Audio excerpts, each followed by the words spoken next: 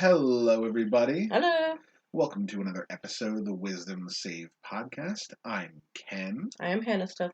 I didn't do as always this time. You didn't do it as always. Yeah. We almost have a bit of a pattern going through with this one. This is fun. Our intros are like kind of the same. Should we spice it up? I think we've gone through this before. I feel like it wasn't very long ago either.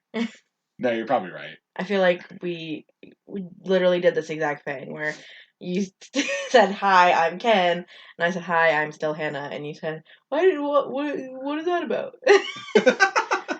Yeah, I guess I subconsciously did it differently this time. Just did like a generic one because I'm gonna be rebellious. I just don't think we've gone through the processes of changing it mentally for you. That's fair. Anyway, your favorite unedited podcast. Hello everybody. We have a interesting topic ahead, one that I'm very excited about. Yeah, it's Ken's episode. This is my episode. We're back to our usual rotation where, it'll be my turn and then Hannah's got one and then back to me, back to Hannah, and then we'll do our group one again. This is actually a topic that I've been quite excited about for a while. And then I've been sitting on for a little while until we got to the point that I felt like I had enough time to sit down and really write out the topics and points that I want to talk about. This is an episode that it's like kind of near and dear to me. All of you know, who listen to this podcast and have been listening to this podcast for at least some decent amount of time, that Hannah and I both play a absolute metric fuck ton of Dungeons and Dragons. We love Dungeons and Dragons. I've been DMing for over a dozen years at this point. And I wanted to, for anyone who maybe is a fan of Dungeons and Dragons and watches our content, for that, or partially because of that, or for someone who watches our content but has never played Dungeons and Dragons or has never really experienced it. This is sort of my compiled personal list of tips to be a better DM. Okay. I'm not going to say, because I don't think I'm necessarily the authority on this, but I'm not going to say that these tips are the way to be a great DM, because every group is different and every DM is different. Exactly. I feel like being a great DM, in a lot of ways, there are certain aspects that are they're elements of a great DM. They are ways that you can be a great DM, but they're not the way to be a great DM. That what a great DM or GM or anyone who runs any sort of tabletop game, not even just D&D, in a little bit of a way, it's subjective. What is great to your table may be somewhat different than what's great for another table. DM that's really, really good at inventive plot and immersive storytelling may not be considered a great DM to a table full of people who want to get together and plunder treasure and hit monsters. And vice versa. The DM that runs those games really efficiently makes these crazy sprawling dungeons and big treasure hoards and deep in-depth encounters with lots of danger may not really be great at running a very heavy story and role-playing campaign. So these are just kind of, from my perspective, ways that I have found that my I've been able to improve my abilities to run games, ways that I've enjoyed DMing, and ways that my players have responded to the most. So this is kind of like Ken's personal list of 15 ways that you can work on making yourself a better DM. Is it actually 15 ways? It is actually 15 ways, yeah. Yeah, I made a list of it. There were some things that I kind of combined. I had a list of 20-something, 22 or 23 originally, and then some of them were this is kind of the same thing as this, so I kind of merged a couple together. But I came up with a final list of these are the things that I think were the most impactful for me for learning how to become a better DM that my players responded to. Right. So this is Wisdom Save official DM tips. Official Ken's DM Ken's tips. Official, that's true. And that's kind of another point that I wanted to make with this is that you didn't really know about this topic going into it. You didn't know this is necessarily what I was going to do. So I want you to be able to chime in as someone who And I know, I saw the look on your face. I've literally told you before, because Mm-hmm. there's been other times where we've thrown this out there. Yeah, as a concept. I mean, it's something I've always been interested in. Well, because it's something you wanted to do. Yeah. Like the episode on, DM tips. And you're like, oh, and then you can tell me your DM tips. And I'm like, I don't have any. And you want to know why? You do. You just don't think. I don't. Because my DM tip, the one I probably have, is just fucking make it up as you go. Because, Yeah. like, take notes, plan out a little bit, and then just fucking let the players do what they're gonna do. And if that means we're gonna sit here for 10 minutes while you guys stare at me because you didn't decide what you're gonna fucking do next, that's what it's gonna be. Yeah. Yeah, and that's interesting because, like when I first invited you to our first game, Mm-hmm. With Kyle and Dave and Sean and everybody, you had not really experienced a game like this before, Mm-hmm. and then it was like, in the grand scheme of things, relatively quickly thereafter, you kind of jumped into running your own game, Mm-hmm. and you kind of just went for it, which is not a very easy thing to do. And I think what it boils down to is that your DMing style is, you are not the kind of person who values like values set structure Mm-hmm. as like necessary to the overall experience. Well, because the best way I like to play D&D is, like, I guess you could describe it as accurate to life with fantasy, like, glasses on. Sure. So, if, like, I'm not going to plan out how this one encounter is going to go, because if I plan it out and then they do something different, I just have to fucking be like, oh, okay, well, now I have to throw this shit away. I play people, and they react to things in the moment. Sure. So, I just kind of, like, fucking spitball it, and if it's not fun, I make it fun. Right. And in doing so, you kind of focus more on like character work. Yeah. Than I necessarily like. Not to say that I ignore it, but like you focus more on like you're not going to plan for a scenario or plan for direction for the plot to go. You're just going to let the players make their decisions, and you focus on who are the people they're meeting along the way, and you deep dive into their brain so that you know on the drop of a hat if these people do any number of millions of possible things with these people present, maybe they'll react this way. Right. You just kind of get inside the heads of your character. Yeah, I just know how people are going to react to things. And I have, like, very basic things along their journey, like, around. Where I'm like, when I did Curse of Strahd, I'm like, okay, there's a castle they can go to. Right. They don't go to the castle, then we're just walking this episode until they get wherever they're supposed to go, because it's a pretty fucking straight shoot. Sure. And they're not getting anywhere fast. Sure. But then they get a carriage. It's like, okay, now you're in the next town. Like, so we'll just go there. Yeah. And it's very seat of your pants. Yeah. Interesting. Well, that's why I'm kind of curious about this, because like I want to kind of know, like, I have my ideas and concepts for what I think made me a better DM, and the ideals that I kind of stick to, and I'm curious like to see your reactions to some of them, like how much you value those things, how you approach them, maybe similarly or differently. So regardless of whether or not you think you have any input, I think you might have a lot of feedback. Maybe, probably. I'm opinionated. We'll have to see. Yeah, that's true. You are very opinionated. All right, I'm excited. This is gonna be good. I'm so in for this episode. So before I take up too much time, not actually talking about topics, first of all, DMing as a whole is something for me. I had a little bit of a more unique experience, I think, with DMing than most people do when it comes to their approach to tabletop games. Most people, I find, at least from people that I know, people that I play with, they become DMs after being players for a particularly long period of time, after playing in a number of different campaigns. Maybe they don't finish all the way, but like playing in different storylines, playing different types of characters, getting to learn a variety of unique settings, and like enveloping the mindset of a player. Then those people jump into the DM's chair and start running games. I was invited to a game of 3rd edition Dungeons and Dragons in my sophomore year of high school. I was 16 years old. I'm turning 28 this year, so that was almost 12 years ago.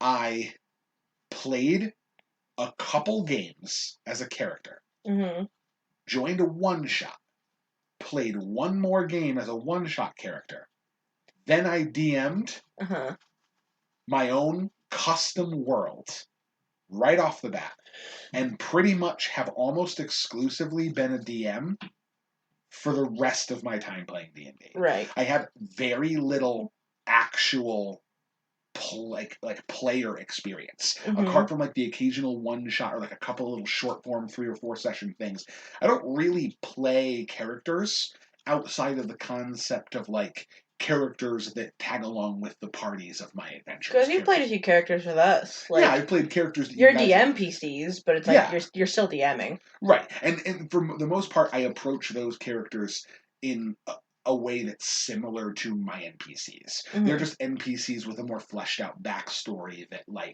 I tend to make their storylines a little bit more optional in the sense that like I want to retain agency for the players. Right. So it's I find it very funny that a lot of the times people are like, oh yeah, like I have to like jump into the DM seat. I pretty much just did that.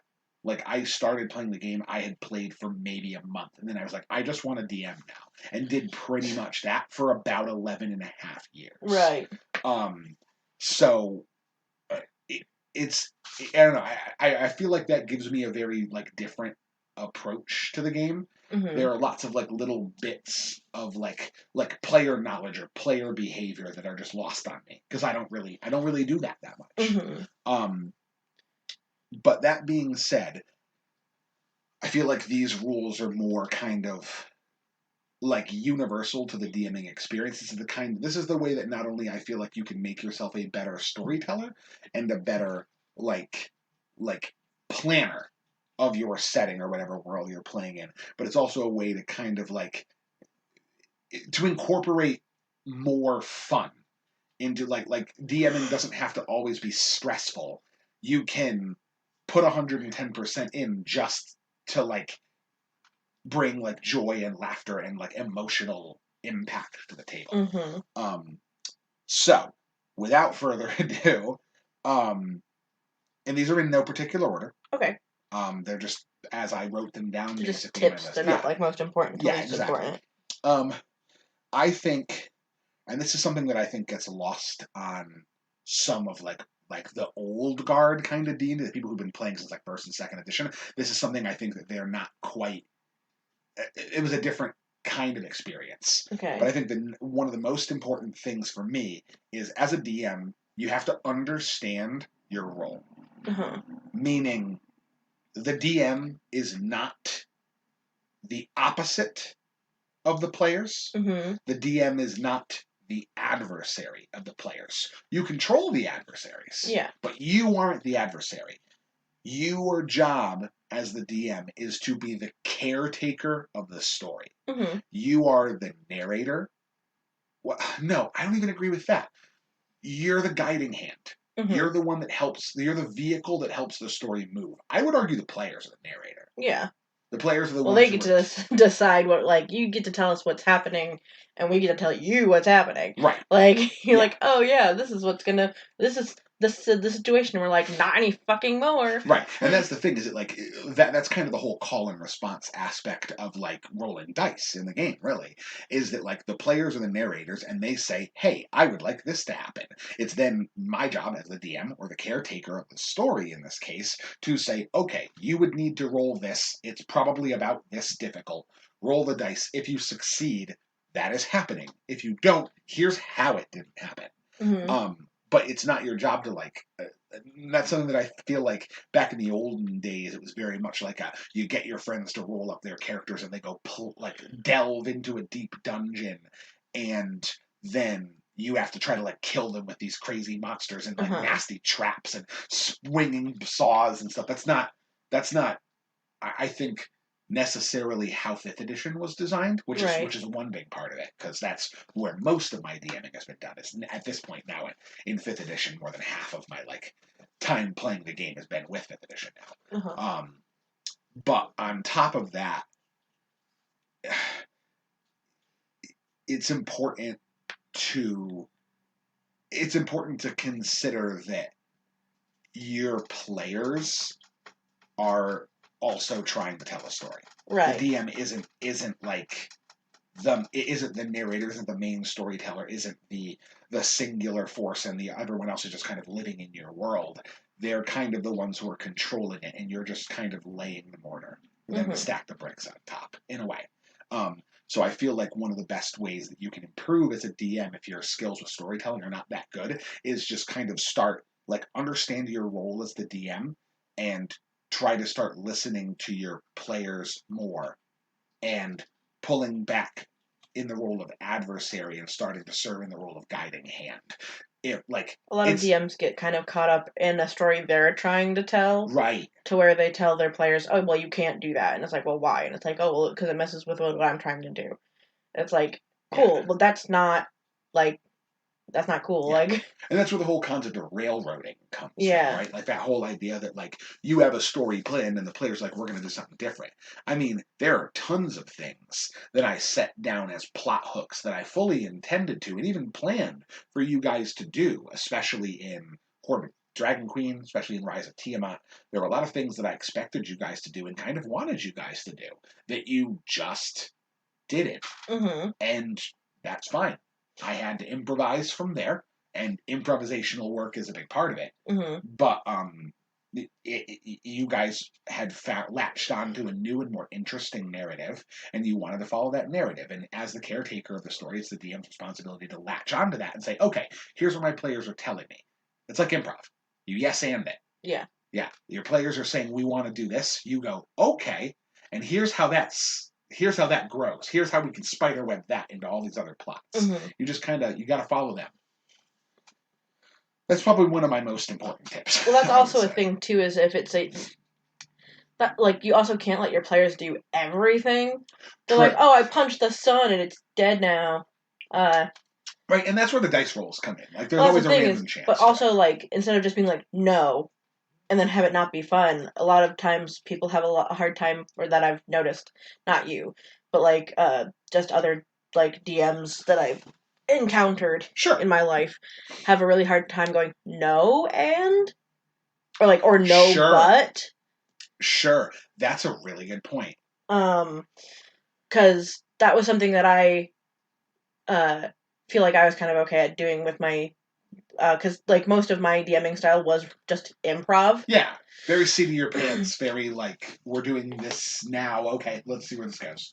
So if people were trying to do something that I was like, okay, that literally, like, can't happen. That can't work, right, yeah. That's, like, not a thing that's possible. Sure. I found a lot of ways to go, no, but. Interesting. And, like, still kind of give them something for their efforts, or, like, still kind of try and make that same, like, feeling of what they're trying to achieve happen. Yeah, okay. But just in a more plausible way. Yeah, I like that. I think that's a really good point, because I feel like that improv metaphor as a DM, like the DM to player relationship, gets used often. Mm-hmm. And naturally, like, that's kind of the intent of, like in improv. It's almost like that's a cultural meme, mm-hmm. in, like, the literal sense of meme. Like, in improv, you just yes and each other. You always build off of what the other person did. But it is important to consider that no but is also a very valid and very useful option, mm-hmm. especially when DMing, because some things just actually aren't possible. Right. But you have to try to be thinking on your feet about ways to creatively encourage that exploration. Right. Even if you know something's impossible, you want to kind of somehow, even if it's just like a little story moment, or like a silly role play thing. It doesn't have to be a tangible reward. Just, like, make them feel like their effort, though fruitless, was worth something. I even actually have an example from you. Oh, really? Doing that. Okay, cool. I'm having trouble thinking of them, actually. There was that time where, we have a new microphone, so you can probably really hear the ferrets drinking. Oh, yeah, we didn't even talk about the new mic, yeah. Thanks, Nick. Yeah, thank you. My brother graciously donated the microphone. But there was a time in our campaign, like, really recently, where I was sending a message to somebody else over sending stones. And Okay. somebody sent me a message and mentioned something I'd never heard of before. And so you had us roll a like a history It would have, yeah. I think it was a history check of that. That's the only one that would have made sense to see if we understood, because the proper name. Yeah, to understand what that was because I didn't know. Right. And so I rolled and I got a natural 20 on it. And yeah. Normally, like, you're like, oh, you technically can't crit on skill checks. Yeah. Which I'm like, since fucking when? That's a thing. I've never heard of that. Well, because you can't I know natural 20s aren't like, wow, now you win D&D. Well, yeah. Because but it's supposed to be like. So the theory behind that is that theoretically you can attempt a skill check for literally anything. You can go, I want to make an acrobatics check to do a running swan dive into a 1-inch crack in the wall. Yeah. That would be like a DC 100 acrobatics. It's not physically possible. Right. But you could still roll it. If a natural 20 was an auto success, that means you have a 5% chance to be able to completely ignore the laws of physics every time you roll a die. Well, see, so it doesn't. That's the thing, though. That way, yeah. Is I don't give a fuck about that. Sure. I'm not making you go in the hole, but if you nat 20 on trying to swan dive into a crack in the floor, you may break it open more or something. Yeah, you'll either break it open more, or you get your hands in there and you don't hurt yourself. But you definitely don't go through the crack. Right. Sure. And that's the no but. Yeah, exactly. That's a good point. But I nat 20'd on it. And you're like, you don't know. Yeah. And I was like, because I think you had a 23 or something. It's I had set it at a DC 26 check. Yeah. Regardless, I was like, oh, so I just shouldn't have even rolled. And you're like, well, you can't crit on a thing. And I was like, it doesn't matter about the crit. That's the highest I can go on the D20. Sure. And you're like, oh, well, I didn't know what your modifier was. And I'm like, yeah, but regardless, that makes me feel shitty. Oh, you should do this roll, and I roll, and I get the best I could possibly get. Right. And I just still don't know anything. And I was like, cool, that feels nice. I like that. Sure. But then you were like, you thought about it for a second, and you're like, you can tell that it's a title of somebody's. Right. You don't know who. You don't know where it's from. You can't tell if it's a proper noun, like a title or a person's name, or what it is. Yeah. But it's some sort of they are not talking about they're not talking about an item or something, or an item or a location. You can tell he was talking about a person. Yeah. And I was like, cool, I'll take it. Literally anything. I got as good as I could get. Because that's the thing, is that originally I was going to have the check be not as hard because the person's name was mentioned at a previous council meeting. So I was going to see if you guys could draw off of that, because it was kind of just it was just part of a regular passive conversation someone was having. It got kind of swept under the rug and nobody really picked up on it. And then I was going to have you roll the check to see if you could recall that information without having to do so, without having your players having to do so.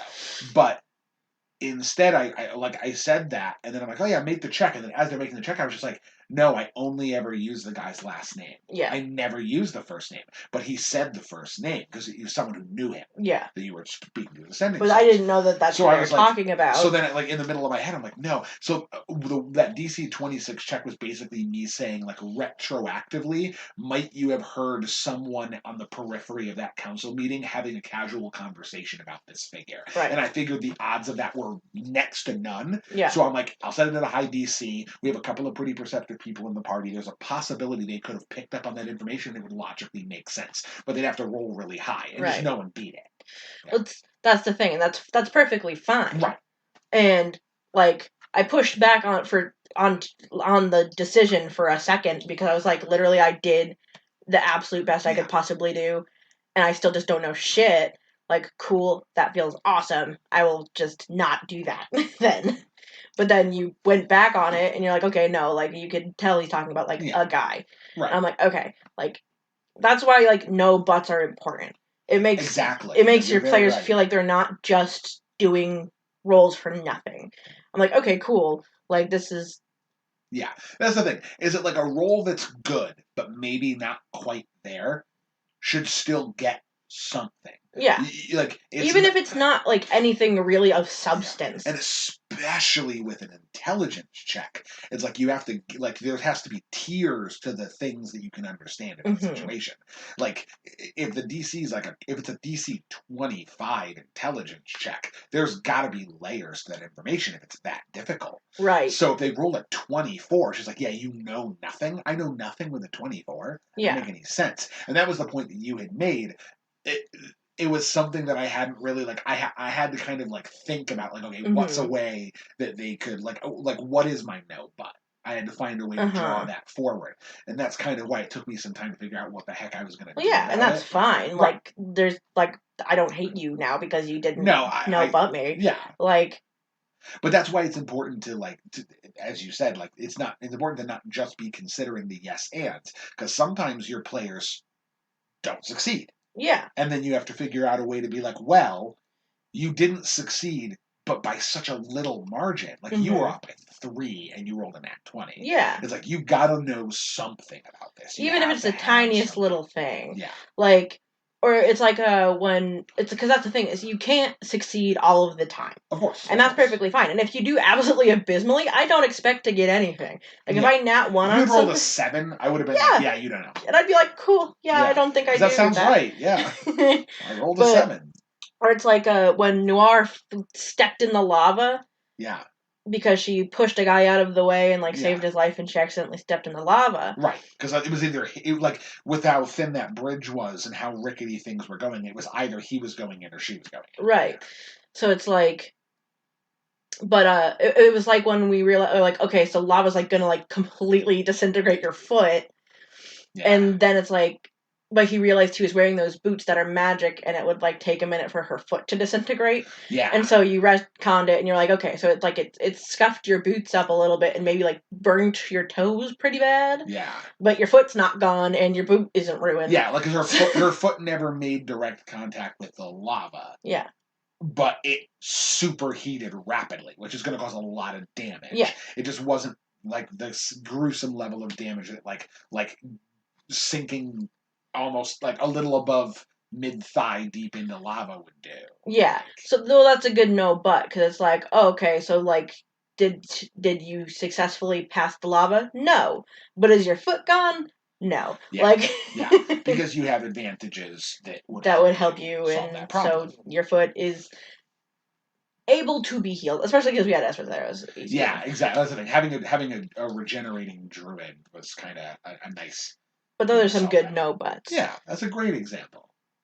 Yeah. So okay, excellent. So you have so much to add. Just commentary. It's not like I'm giving you my DM tips. Fair. Okay, so I guess in a way. Yeah, that's what I'm saying. You're adding on to it. It's from your own experience, and it's interesting because it's your experience as a player too.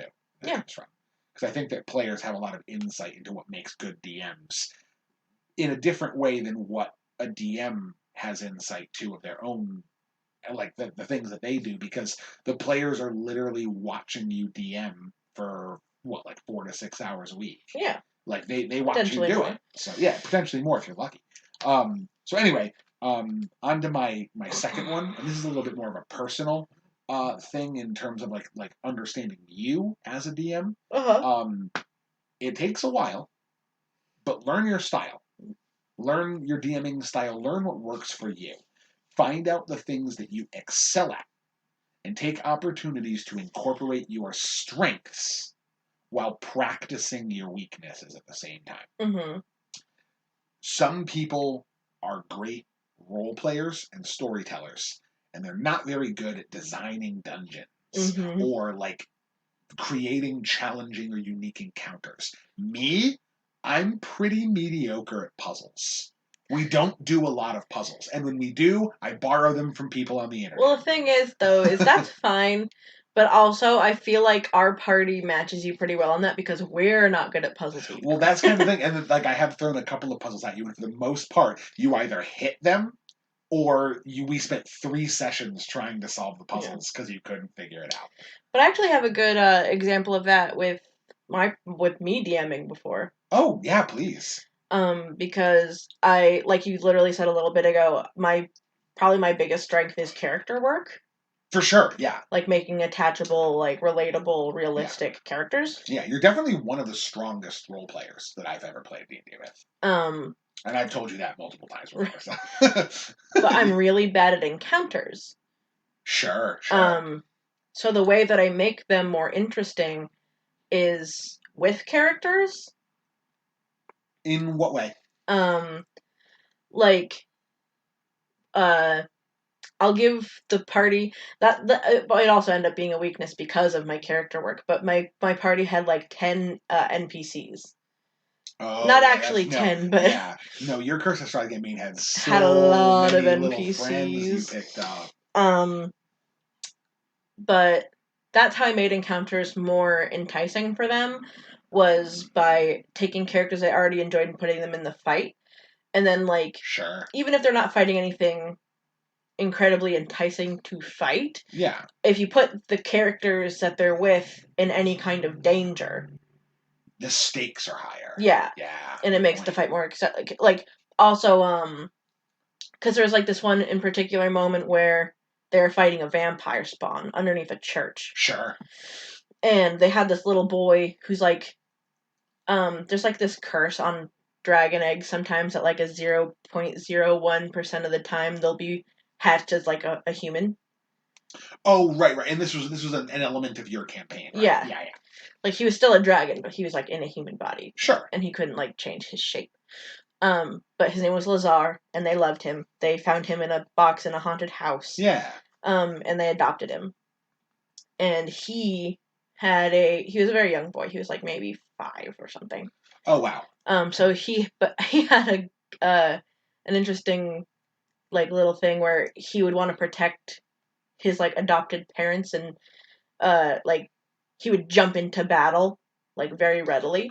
Oh, sure, yeah, because he's young and excitable, and A little is dragon. also a dragon, so Yeah. he's like stronger than a 5-year-old. So he's like, I can get in there. Yeah, but he rushed in to go and attack the dragon, or the vampire, without the real understanding that if he got bit a few times, he'd turn into a vampire. Right. And so, someone was trying to get him out of the way. Well, somebody else was trying to stake the vampire. Right. And he, the person attacking the vampire, nat 1'd. Ooh.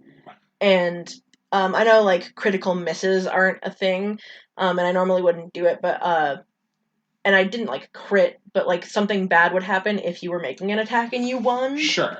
Instead of just being like, wow, you definitely don't hit. It's a common house rule. And she, instead of hitting the vampire, like Lazar, like just wiggled into her striking range and she stabbed him. Oh no! Yeah, because he was kind of probably. I mean, like he wasn't like trained. He was like clumsy. He was fighting. Yeah. He was also trying to get away from whoever was trying to get him while he was trying to attack the vampire. He didn't die. He wasn't like incredibly hurt or anything. Right. Like she just fucking stabbed. Oh no, he didn't wiggle into her periphery. The vampire used him as a shield. Oh, interesting. Okay. The vampire was almost getting stabbed, so she grabbed Lazar and moved him into the way, and he got stabbed. Oh, that makes sense. But it's like, so, and he wasn't dead. He was fine. Like, he wasn't doing great, but they healed him. He was cool. But like those little moments where like you dupe them really quick with their own characters that they love is like that's how I made encounters interesting. Yeah, and that's very unique too, because I feel like that kind of plays into this topic of like like finding your style, because you like in terms of the way that you interact with the game, you are very freeform, and like my immediate reaction to you having the nat 1 do that was like, oh well, yeah, that makes sense. The vampire would probably have to burn its reaction to do that, but like I don't think that your style is not I'm thinking about that, your style is the dice tell a story too. Yeah. And so the 1, which is like, it's a 1, so something bad is going to happen, and they're going to use this very close by, within reach child that is clumsily attacking me as a shield because they're not going to be able to resist very well. Mm-hmm. And that just made sense. You weren't necessarily considering like, oh, here's mechanically how we would make that work, because in the moment the dice had already they've already decided. Yeah. The dice told their story, so it didn't matter what the mechanics were. You just wanted to make that role-playing element happen. Mm-hmm. My style is definitely much more of like a, how can I make the things that I want to happen in a way that makes mechanical sense. Mm-hmm. A part of that is because of my background with the game. Third edition is a much more mechanical game, Mm-hmm. I think, and that's where I started. And also, like, I mostly play with people who tend a little bit more towards the like rules sticklery side, which is fair. Yeah. Like playing with the group we've played with, because also this was what in like 20 like 18 or 2017 or Probably, something. yeah, it was a few years ago. So after a few more years of playing and like really learning the rules, yeah, like I've kind of gotten to that point too where people ask me, "Oh, if you're DMing something, can I do this?" And I'll be like, "I don't know." That kind of like makes it super weirdly balanced, but like but back in the day, I just fucking went like, and who knows if I wouldn't default to that again, regardless if I was DMing. And that's the thing, like, in a way, that was you testing the waters, right? Mm-hmm. That was you saying, like, okay, what? Yeah, testing the waters is a 2-year-long campaign. Sure, I mean that's what better way to do it, right? Yeah. Like you learn something by practicing it over and over again. Mm-hmm. A 2-year-long campaign is a great way to practice something over and over again. Right. Absolutely. But I feel like if I did a campaign now, I'd probably have a little bit more rules. But overall, I'm a very like rule of fun kind of person. Yeah, and that makes sense. Yeah, it's less about the mechanics and how they should, like, quote, should, end quote, be implemented, Mm-hmm. and more about like what is the story that the dice and the players are trying to tell, Mm-hmm. and then kind of like cultivating that. Right. Yeah, that's interesting. And that's an example of how your style differs from mine. Yeah, because they're very different. Yeah, we have very different approaches to the same thing, and I think that it's important to you, like part of learning your style is also getting a good group. Yes. To like, if you find a group that plays well with your DMing style, cultivate that and stick with that group. That's what I did. I have like my group, like me, you, Kyle, Ryan, Sean, who has since left the group, but all of us had like an understanding of how things were going at the table, and we all kind of worked with each other. Right. Of course, there's like rule disagreements and stuff all the time, like in any game, but we had an understanding of how the game was expected to work, and we all kind of worked on each other with that. So I stuck with that and kind of cultivated those skills. Yeah, I've tried to stop challenging as much on the rule things, but sometimes I just can't help it. I think we're the most opposite in terms of the way we approach the game. Because like sometimes you're just like, it doesn't make sense why I'm not able to do that thing, and I'm seeing it from the perspective of like you didn't roll high enough to do the thing.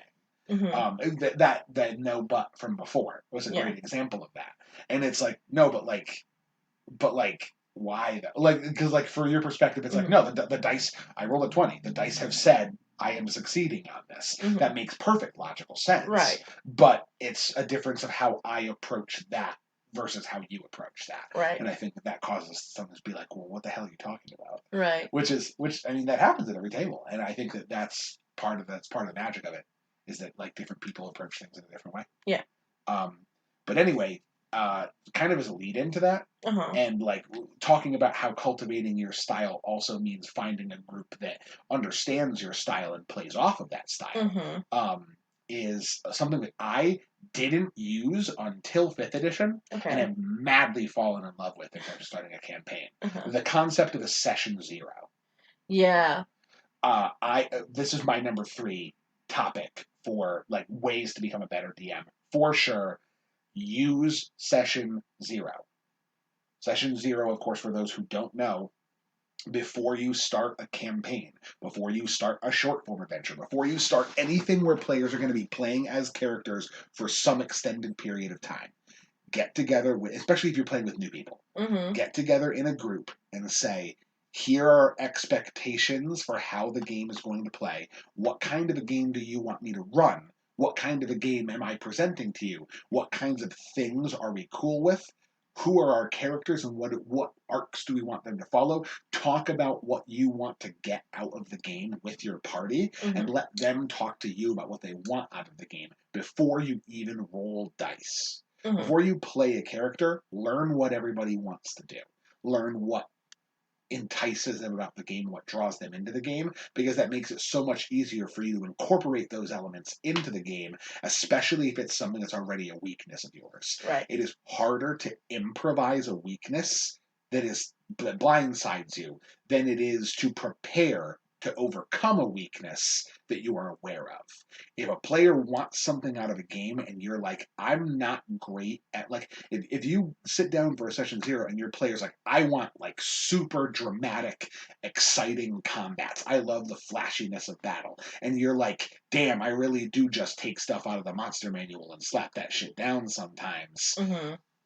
It gives you an opportunity to be like, okay, well ahead of time, I know I need a couple of big wow moments. Right. And that kind of gets your mind going in that direction early on. Well, it also helps you prepare them to be like, okay, I will do my best to do that for you. But you also have to understand not every single battle is going to be this huge wow. Exactly. And that allows you to navigate and set those expectations ahead of time, because nothing sucks worse than getting like a quarter or halfway into a campaign and then having one player be like, yeah, I'm not really interested in the way this story is going. I kind of thought it was going to be like a goofy story, but everyone's all serious all the time. So like, I want to leave. And you're like, well, fuck. Like we were doing a whole thing. Right. And now you're just like not here.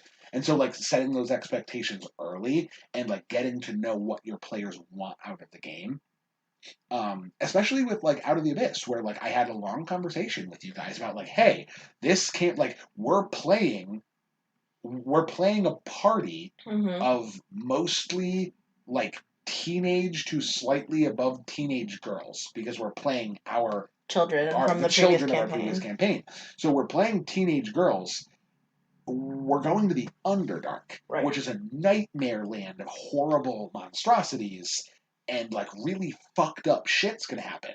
There's gonna be like gore. There's gonna be like horrible brain sucking monsters. Right. There's gonna be like nightmare demons. There's gonna be like fungal rot. There's gonna be like heads exploding and shit. Right. Some of you may get like horribly like injured or maimed. Yeah, like, and like we had a long conversation sitting down and being like, hey, like, what's off limits? What's okay? Like, what do you need me to do for you to make sure that this doesn't brush up against anything uncomfortable? Right. Setting those expectations early with your players is a great way, especially if you know you're going to be dealing with some heavy subject matter, to make sure that everybody's on the same page and that everybody's comfortable, and creates that open dialogue between yourself and your players of like, hey, I want you to tell me if things aren't cool. Right.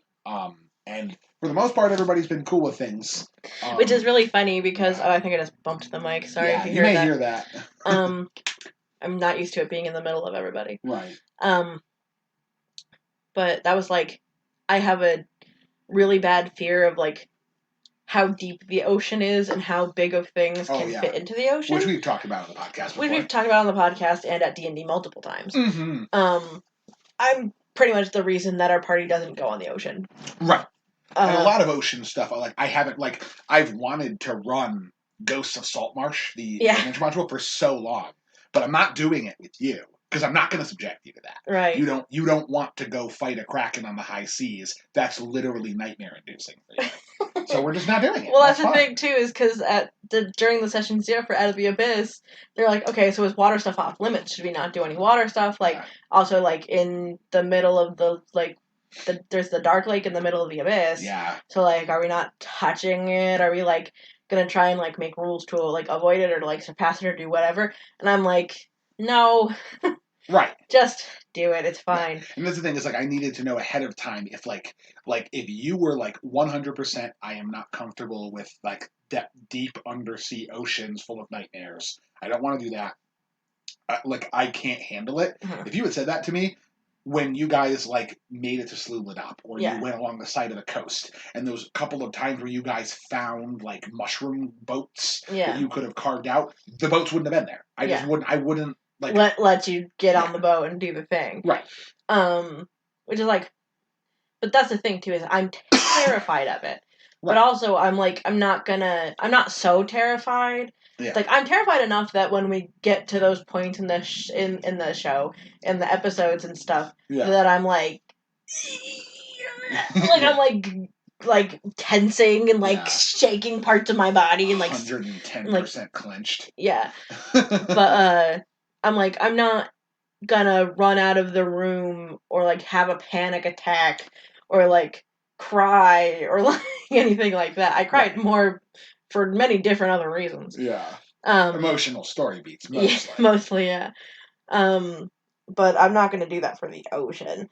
And that's the thing. Sure. Like, and that's the thing, is that I needed to know that ahead of time so that I knew what was cool to happen and what wasn't. I wasn't gonna present that as an option if you weren't okay with it. And that's an important thing about session 0, is you can sit down with your players and have that frank conversation about like what is off limits, what is okay but sparingly, what do I need to do to help make this work right for everybody. Well, and to make up for it, I mostly just make my characters afraid of the ocean too. Yeah, and then it's an RP moment, which is nice. And it also helps for your people to be like, okay, let's not like push her into it. So we kind of like alternate around it. It's not like everyone's like, let's just get on a boat and just fucking go. Yeah, and my character has to be like, yeah, let's get on the boat and go through the ocean. And you're sitting there like breathing into a bag, like no, we're not doing that. But yeah. So this one, we'll jump ahead to the next topic now. This is number 4. This one's we've already kind of touched base on a little bit. Okay. And I think that it's something that fits with your style even a bit more. The core rules of Dungeons and Dragons, in my opinion, should be treated as a suggestion. Yeah. And that's super controversial among a lot of the DMs. Really? About. Oh yeah, people are like, no, but like the rules exist so that the game has balance. Yeah, but it's sure, also a fucking game. People like if I want to play tic-tac-toe with triangles and fucking poop emojis, I can. Yeah, oh, absolutely. But I think, and I understand where they're coming from in the sense that like the game does require balance, and if the game's out of balance with itself, then it loses aspects of fun. Yes. But the question that people need to be asking themselves more is balance compared to what? Because a lot of the times people are like, oh well, like you can't let your players do all this extra stuff and they can't do this, because like that you can't let your players have a feat in the beginning of the game for free, because then what if they take Variant Human, then they get another feat? It's like, yeah.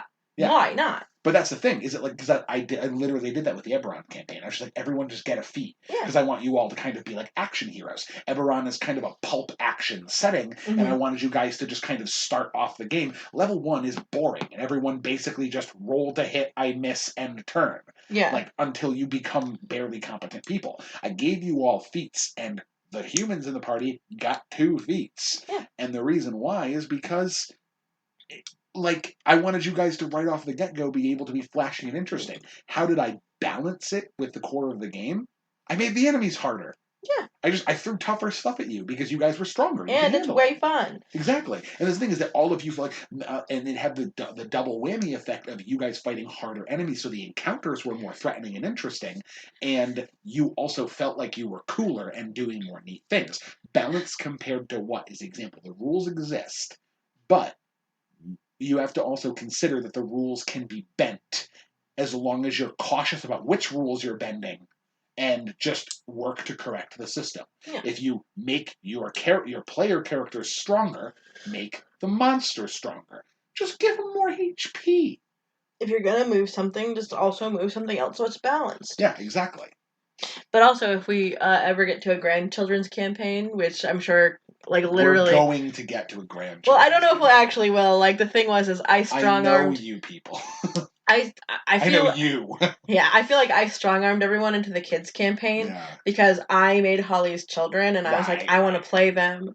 And we eventually just like slid in. We're like, how would everyone feel about a kids campaign? And then everyone was like, oh, okay. And we're just like, kids campaign. Yeah. You were kind of the spearhead of that one. I was interested, but I was like, I'm not gonna force them. You're like, you have to get like, everyone else on board. And I was like, okay, so how does everyone feel about playing our kids? Eventually. So I don't know if anyone's going to like tolerate my bullshit anymore with like, they're like, okay, I want to play someone else. Like, can we just like get off of this family lineage?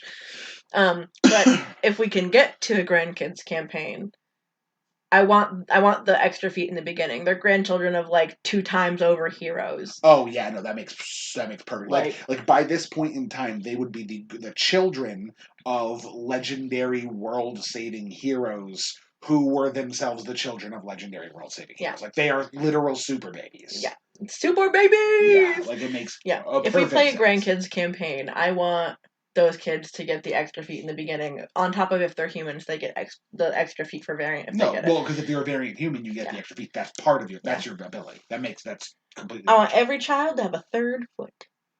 Oh, we can give them 3 feet. Yeah. That's actually a bit of a handicap if you play a centaur. It's 3 feet. Yeah, 3 feet. Actually, I think it'll be 2 feet. You really because you only get one. You don't get a feet normally. You get 2 feet if you're a variant human. Everyone else has to hop around. Yeah. Okay. Fair enough. But yeah. The base point being. And here's the other thing too. It's not just about balance when it comes to changing the rules in the book. It's also about consistency. Yeah. At your table, if you are going to say, hey, I don't like how this is done in core D&D, we're going to do it this way, that's fine, but stick to it. I literally did that in my campaign. Right. Where I'm like, if you crit, you can either... Because they would always do this thing where they were trying to get more damage out of their crits than they could. Yeah, like, it's like, oh, well, I want to roll more dice because I have, like... Well, they get to double the dice. Yeah. And so they'd roll once and see if it was good. And then they'd be like, so do I just double this, or do I get to roll again, or can I double what I got? And I'd be like, okay, you can either double what you have right now, or you can roll again. But whatever you choose, you're doing that from now on. Right. And I even let individuals choose what they'd prefer. Which way they do it, yeah. Okay. And I would just write it down. And I'm like, and then if they'd be like, well, why are they rolling twice? You're supposed to double it. And I'm like, no, it's because you chose to double your damage the first time you got a crit. And so that's why you do that. Yeah. So now if you roll like a 2, you get 4. Right. You don't get to try and get more than that. That must have been a pain in the butt to keep track of, though. Oh, I don't give a fuck. I did it out of spite. Oh, I love you so much. You're so funny. Yeah, I mean, and that's the thing, too, is that, like, as long as you stay consistent about the way that you interact with each of those, and that's the thing, is like, you set that as a ground rule. Yeah. You basically like, hey, everybody, here's how this is going. You're not going to squeeze extra damage out of this when you want to squeeze extra damage out of this. You tell me how you want to do it. I am happy with you doing it that way. But once you have decided which way you like to do it, that is the way you are doing it. Mm-hmm. You don't get to flip-flop. It's just, that's it. Mm-hmm. And because I know some people do like to roll the dice multiple times because they like to hear the little click-clack rocks hit the board. And sometimes they like to just double the number because sometimes they roll a 12 and that feels really fucking good. Yeah. But when it comes down to it, it's like you have to pick which one you like the most. And you got to lock that in as long as you're consistent about your ruling. A similar thing with the whole giving the extra feet thing in the beginning of Eberron.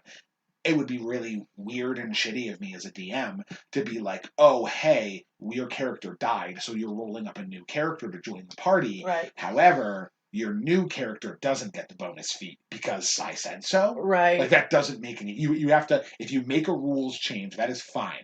But don't keep changing the rules back and forth on your players, because at that point it feels like you're attacking or intentionally confusing them. Right. Yeah, and especially, like, don't say, hey, a rule that I decided for this person is different for you, and not give you a choice as to how that rule... Yeah, like, make sure that whatever you do, you make sure it's consistent and that the players have input on that decision going forward. Yeah, well, that's like the whole thing where I would let some people roll twice or some people roll once and double. Right. And then they'd always be like, well, why do they get to roll twice? Like, I want to roll twice, and I'd be like, you already chose. Yeah.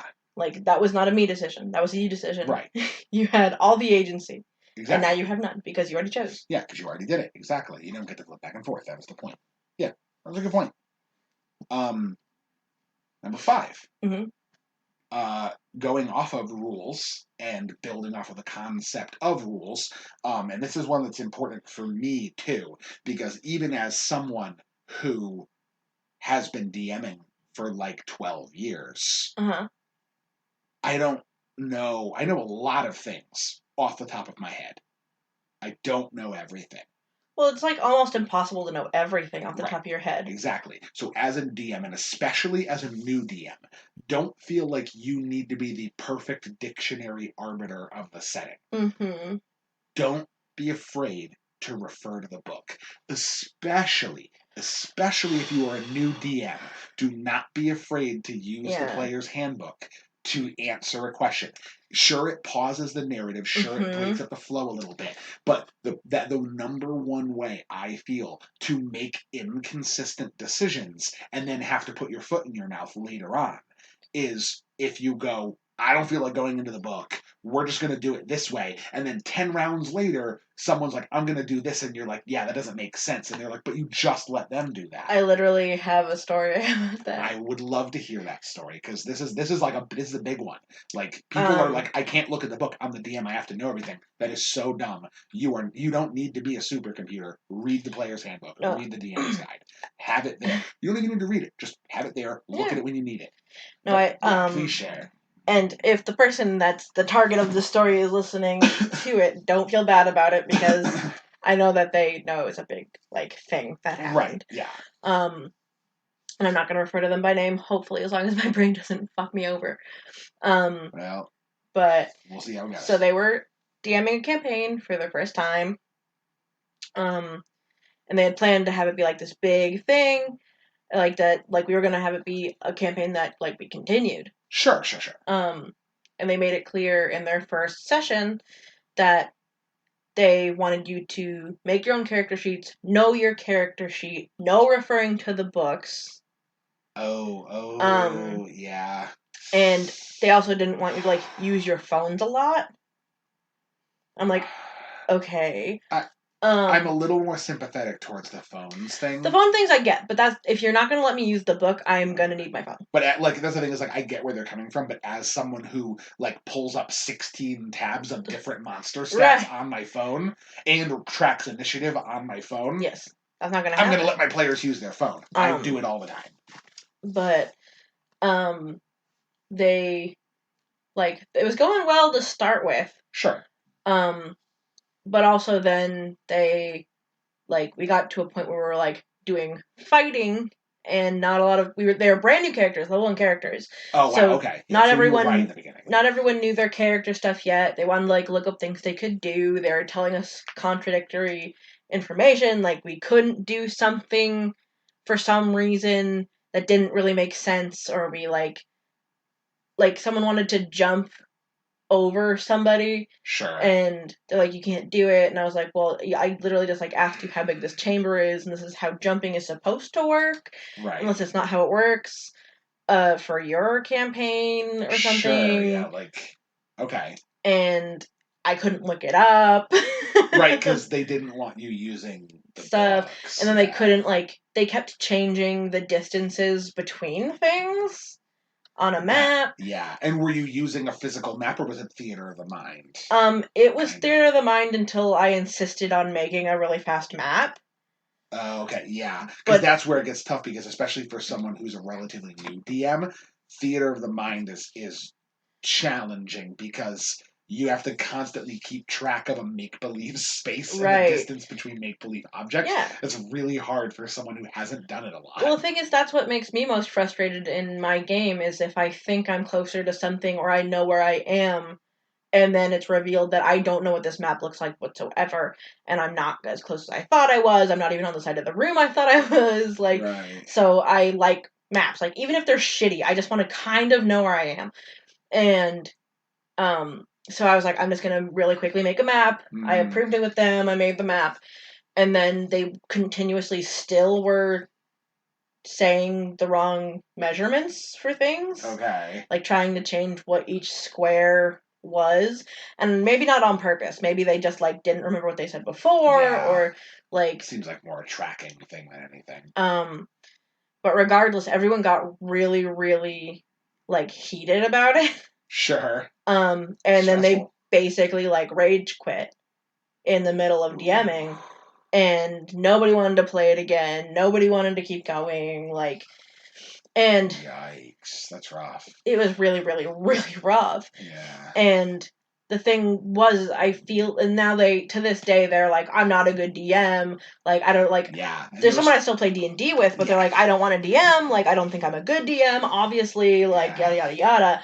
And it's like, no. The thing is I bet you to be a great DM if you like used the book, if you took the time to like read it, or like try to memorize things in it, or like even just have it on the table, like, or like if you're making rules, like your previous thing, like how big a map is, or like how like jumping works. Are these 5-foot squares or 10-foot squares? Write it down. Keep it in, like, that was my biggest DM tip, was have a scrap of paper that you can just put all your random shit on. Oh god, yeah. Because then if I made a rule, or if I like had like HP to track, or if like a random detail came up, I just write on a piece of paper. And like I had a stack of all the D&D books I owned, even if they weren't relevant to the game, so that people could use them, I could use them. Right. Like, I don't care if we're not going to play for the next 15 minutes. If I need to look something up because you're disagreeing with me, I will look it up. If I am in the wrong, we will amend it. And if you're wrong and I'm right, that's how it's going to go, unless you really have a problem with it. Then we'll come to a compromise. Yeah. But they were like, my way, highway. Right. And I think that the biggest the biggest corner they backed us into was saying, like, was going into their first DMing experience and saying, I want this table to be an expert at what they're doing, and I want to be perceived as an expert. You have to understand where you're coming from. You're a new DM.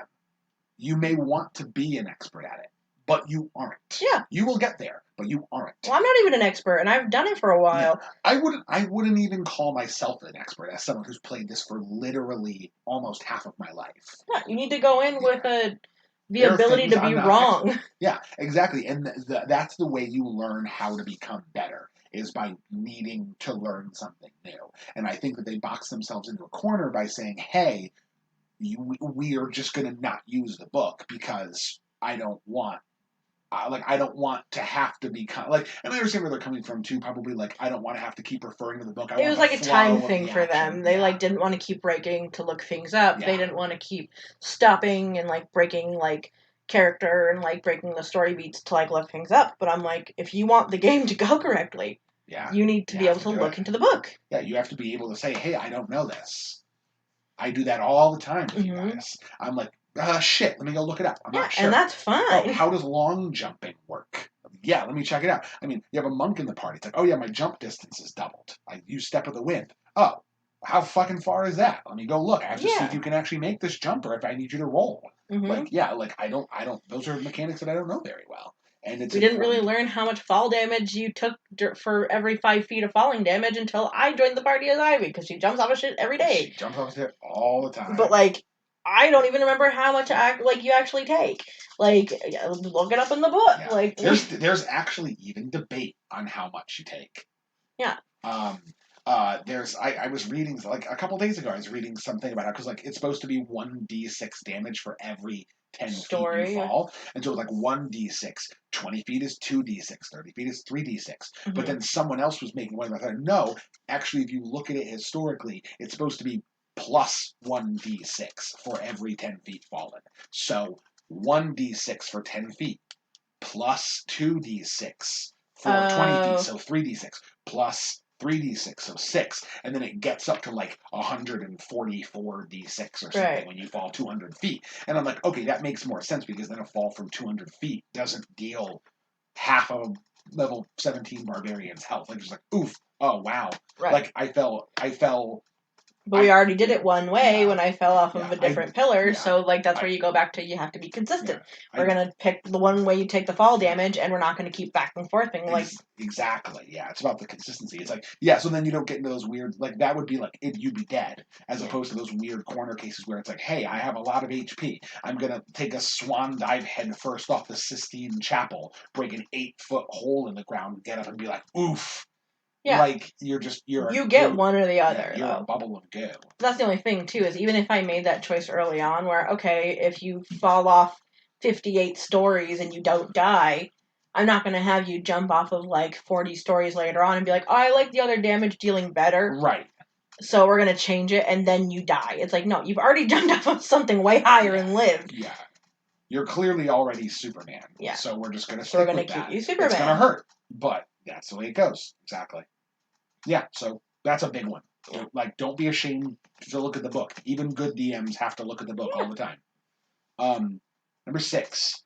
Peach, stop! Oh my god! She can't help it. She just I swear to God, I'm gonna listen to this episode later on, and we're gonna be like, yeah, dude, like, just look at the book. It's super good. It's because she just doesn't know how to drink water. She has to chomp on the metal thing. Oh, no, the thing is, I don't care that she does it every here and again. She's been doing it for like 10 minutes! Yeah, she only does it while we're recording, too. She was like, fine. Stop it! Did you throw my fortune cookie at the cage? I threw a fortune cookie at the cage. Yeah. There's 3 more over there. Okay. But that one's for Peach. Okay, she can have the fortune cookie. She's looking at that, she's like, is that snack for me? Can you bring that back here, please? See, the thing is I really want that snack. It looks... She was upside down drinking, and obviously it didn't deter her very much. No, yeah. she just heard a noise. She didn't see it. She just heard the crinkle and was like, huh? But that was the best thing, is she just rolled over from being on her back and looked at us like a fucking stoned 18-year-old. Yeah. She's like, huh? She's water drunk. You water drunk because you've been fucking drinking for the last 20 minutes? Yeah, she got a full belly now. What a dweeb. And for anyone that's, like, enraged that I threw a fortune cookie at the cage, I only throw very small, soft things that won't fit through the bars at the cage. You threw an extremely light object, lobbed it far below where she was located. It made a sound as it lightly contacted the cage. Yes. You would not throw an object at your ferret. Yeah, I don't throw things that will hurt them at them at any other point. Like, that it's not a small, tiny thing at their cage where I know for a fact it won't hit them. Yeah. Yeah, I throw things to make noise. You threw a light object at her so the crinkly sound would distract her, because she does not understand or care about the sound of her own name, but she loves the way that plastic sounds. Mm-hmm. Anyway. I don't want people to think I, like, chuck plates at my ferrets while they run around my feet. No, we don't think that. Well, I don't think that stuff because I know you and I live here. But, I mean, it kind of made her stop. Yeah, that's true. She goes, I'm looking for them, honestly. Anyway, continue. So anyway, number 6. And this is just a general housekeeping rule for DMs. It really is dependent upon how you organize your notes as a DM. Mm-hmm. But when you make notes and you have your plans ready to go for a session, try to organize your notes in an easily accessible way. Nothing is more stress-inducing and frustrating to you than needing to refer to your notes in a key moment and then being like, oh, fuck, I wrote a phone note over here, and then also the name of the NPC that they brought with them is on the back of this sheet of paper that I have over here, and then also the dungeon map is in my Google Drive. So I have to pull up Google Drive while also pulling up my phone notes while also flipping through these papers. Mm-hmm. And I say this because I've done this shit before. And several times during the last session that we played, I had to go like, fuck, what was that guy's name? And I had to go back and like dig it up because I put it in a different spot. So just try to have, like, I use Google Drive as one of the most convenient ways to organize everything. I use pen and paper. See, that's useful to a point, but I tend to be bad at bookmarking things. I also have sticky notes. See, the sticky notes is a good idea. I never stuck with those because Google Drive has just been convenient for me.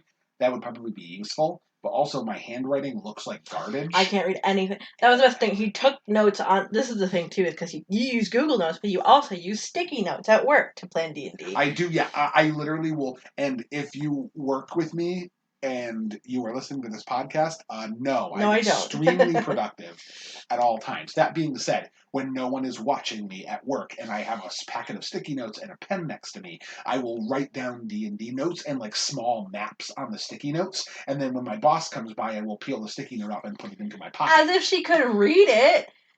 Well, yeah, but like, I mean, she's gonna walk and be like, "Why? What is this weird series of interconnected bubbles that say Knoll Cave on it?" She couldn't read that. She would be like, "Why are you scribbling?"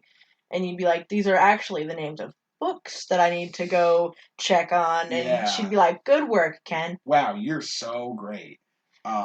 Because and then I come home with like I just fucking undo my pocket, just mountains of sticky notes fall out, and I'm like, I have to put these in my Google Drive right now. The thing is I know I can't read them because I've found sticky notes all over the place before. Yeah, and I can't read them. And that was like the most comical thing ever, because you took a sticky note out of your pocket and you went to go throw it away, and you're like, "Don't read this." I'm like, as if I fucking could. Do you know what was on that sticky note, by the way? No fucking clue. No. Yeah, that was the thing, is that like, cause I made a point with them, and I was like, "Don't read this." This was back before you found out any of the reveals about Jim Jar. It was a note full of Jim Jar quote the NPC you traveled with in Out of the Abyss. Yeah. Who, surprise, and I chose this for my campaign, but doesn't necessarily have to be true in any playthroughs of Out of the Abyss. He was actually the demon prince Grost in disguise. And he was traveling with the party to keep an eye on them as a favor to someone else. Yeah. So they found a secret, like, cult lair to Grost where they were interacting with people, and I had a giant list of like, here is how Jim Jar, who I literally put Jim Jar in quotes all over the note, will react to certain things in the layer. And I literally had a note at the bottom where it's just like, if Grost is discovered inside the layer, all the people in there will begin prostrating and worshiping him, and it becomes this big RP moment. And I'm like, if she finds this sticky note, she's going to know my whole thing. Right. So I was like, don't read it. And even if you had, you wouldn't have been able to fucking decide. Well, that's the real thing about that I was trying to point out, is because I found your D&D notes before, because you'll leave them on the desk or the dresser. Yeah. And I'll look at them, I go, "Oh, this is garbage," and I'll go to throw them away, and I'm like, actually, they might be important, I don't know. It's beautiful. Just write like shit, and no one will ever be able to get spoilers in your notes. Have terrible handwriting. But actually, the main point is that Ken likes to organize on Google Docs. I have no idea how the fuck you do that, because I have some of my stuff on Google Docs. Yeah. Google Docs. Yeah. And I can't fucking find anything on there unless I search for a really long time. I use folders and a conveniently alphabetical naming system so that everything I need for a certain area is all named alphabetically close to each other. So that I can, like, if I know, like, oh, we're, like, right now we're doing surface adventures. So every single one of my notes for the surface portion of Out of the Abyss, I just label surface, and then whatever it is, so that if I scroll down to S's in my Google Docs, every single document I need is right there. For me, I will do all of my notes in a notebook. I'll do all of my planning for that campaign in the beginning of the notebook and try and keep it as organized as possible. Sure. And then I will sticky note everything so that I know what's what, where everything is. And if I have to do any more planning in the back of the notebook, I will make sure I write down what it is, everything I need to know about it, and then I'll sticky note that and title it so that I can easily access everything else that I need. Yeah, that's a really good point. And then I have, like, there's no, I have to search through Google Docs, I have to search through, like, 12 different notebooks, I have to check through, like, this pile of sticky notes that I wrote. Sure. They're all in one notebook. If I can't find the notebook, the campaign's gone. But right. Well, that's kind of my fear too. Is like, if I lose my notebook, I'm like, well, that's like the other day when we were like, I had a whole fucking thing planned. And they might go to the dungeon that I had planned, and we got halfway to D&D, and I was like, oh my god, I left the dungeon map at home. If we go there, if like they may not get there, but if they get there, I'm gonna have to fucking stop. Mm-hmm. Well, that was the Because best. I can't do it without the map. I mean, I had it anyway. I forgot I put it back And in. also, we like dilly-dally like fuckers, so like... That's true. I put carnival games in front of you. You guys were just fucking rolling dice, doing tug-of-war for 3 hours. Eating contests. Awesome. We did like the foot race for Noir, and Kylie went to a history show and like she went to got a bunch of kids. History lesson. Did we ever decide what she learned from those children? We hadn't. We're gonna have to resolve that at the beginning of next session. All the kids are gonna come after her after the dance and ask her to dance and tell her all the things. Yeah, probably. That was kind of how I was going to intend that to work, yeah. Little babies. Everyone has a crush on Kylie. I mean, she's like a conventionally pretty noble woman, so like it makes sense. Yeah. She's rich and she's cute. That's a winner in my book. Yeah, Ivy's just like, whatever. Personality's just got me. Yeah, she's got that iron cloak charm, nails on a chalkboard. Yeah. Regardless, this is not why we're here. What's your next DM tip? Anyway, these next two, actually, I almost combined them, but they're kind of two aspects of the same idea. So I'm going to talk about them together, but they're kind of different things. Tip number 7, which is plan for as many potential outcomes as you can when you're DM planning, but do not overplan. When I say plan for potential outcomes, I mean think in the back of your mind about like, what happens if they do this? But what happens if they do this? What happens if they completely blindside me and ignore it entirely? But don't go, here's what's going to happen with the story if they go this way. Here's what's going to happen if they go this way. Because they may get halfway through one and then go, actually, fuck this, and turn around. And then you're like, well, because that's the thing is like you set up and you're like, okay, they're going to go this way from this point. So now I'm going to follow a through line to that. And then from here, if they go the other way instead, they're going to go from this point. And they may get halfway beyond the point you developed and then go, actually, let's go back to here. But enough time has passed that all this early shit you planned for is not relevant anymore. And then it's like, what do? You're just kind of like gluing random pieces together to see if they work. So always keep in the back of your mind what your plan of action is going to be if the players surprise you in various ways. But don't say, this is what is going to happen. Say, this is what could happen. And that's also, sorry, I know you have something you want to say, but I'm just going to add on to that.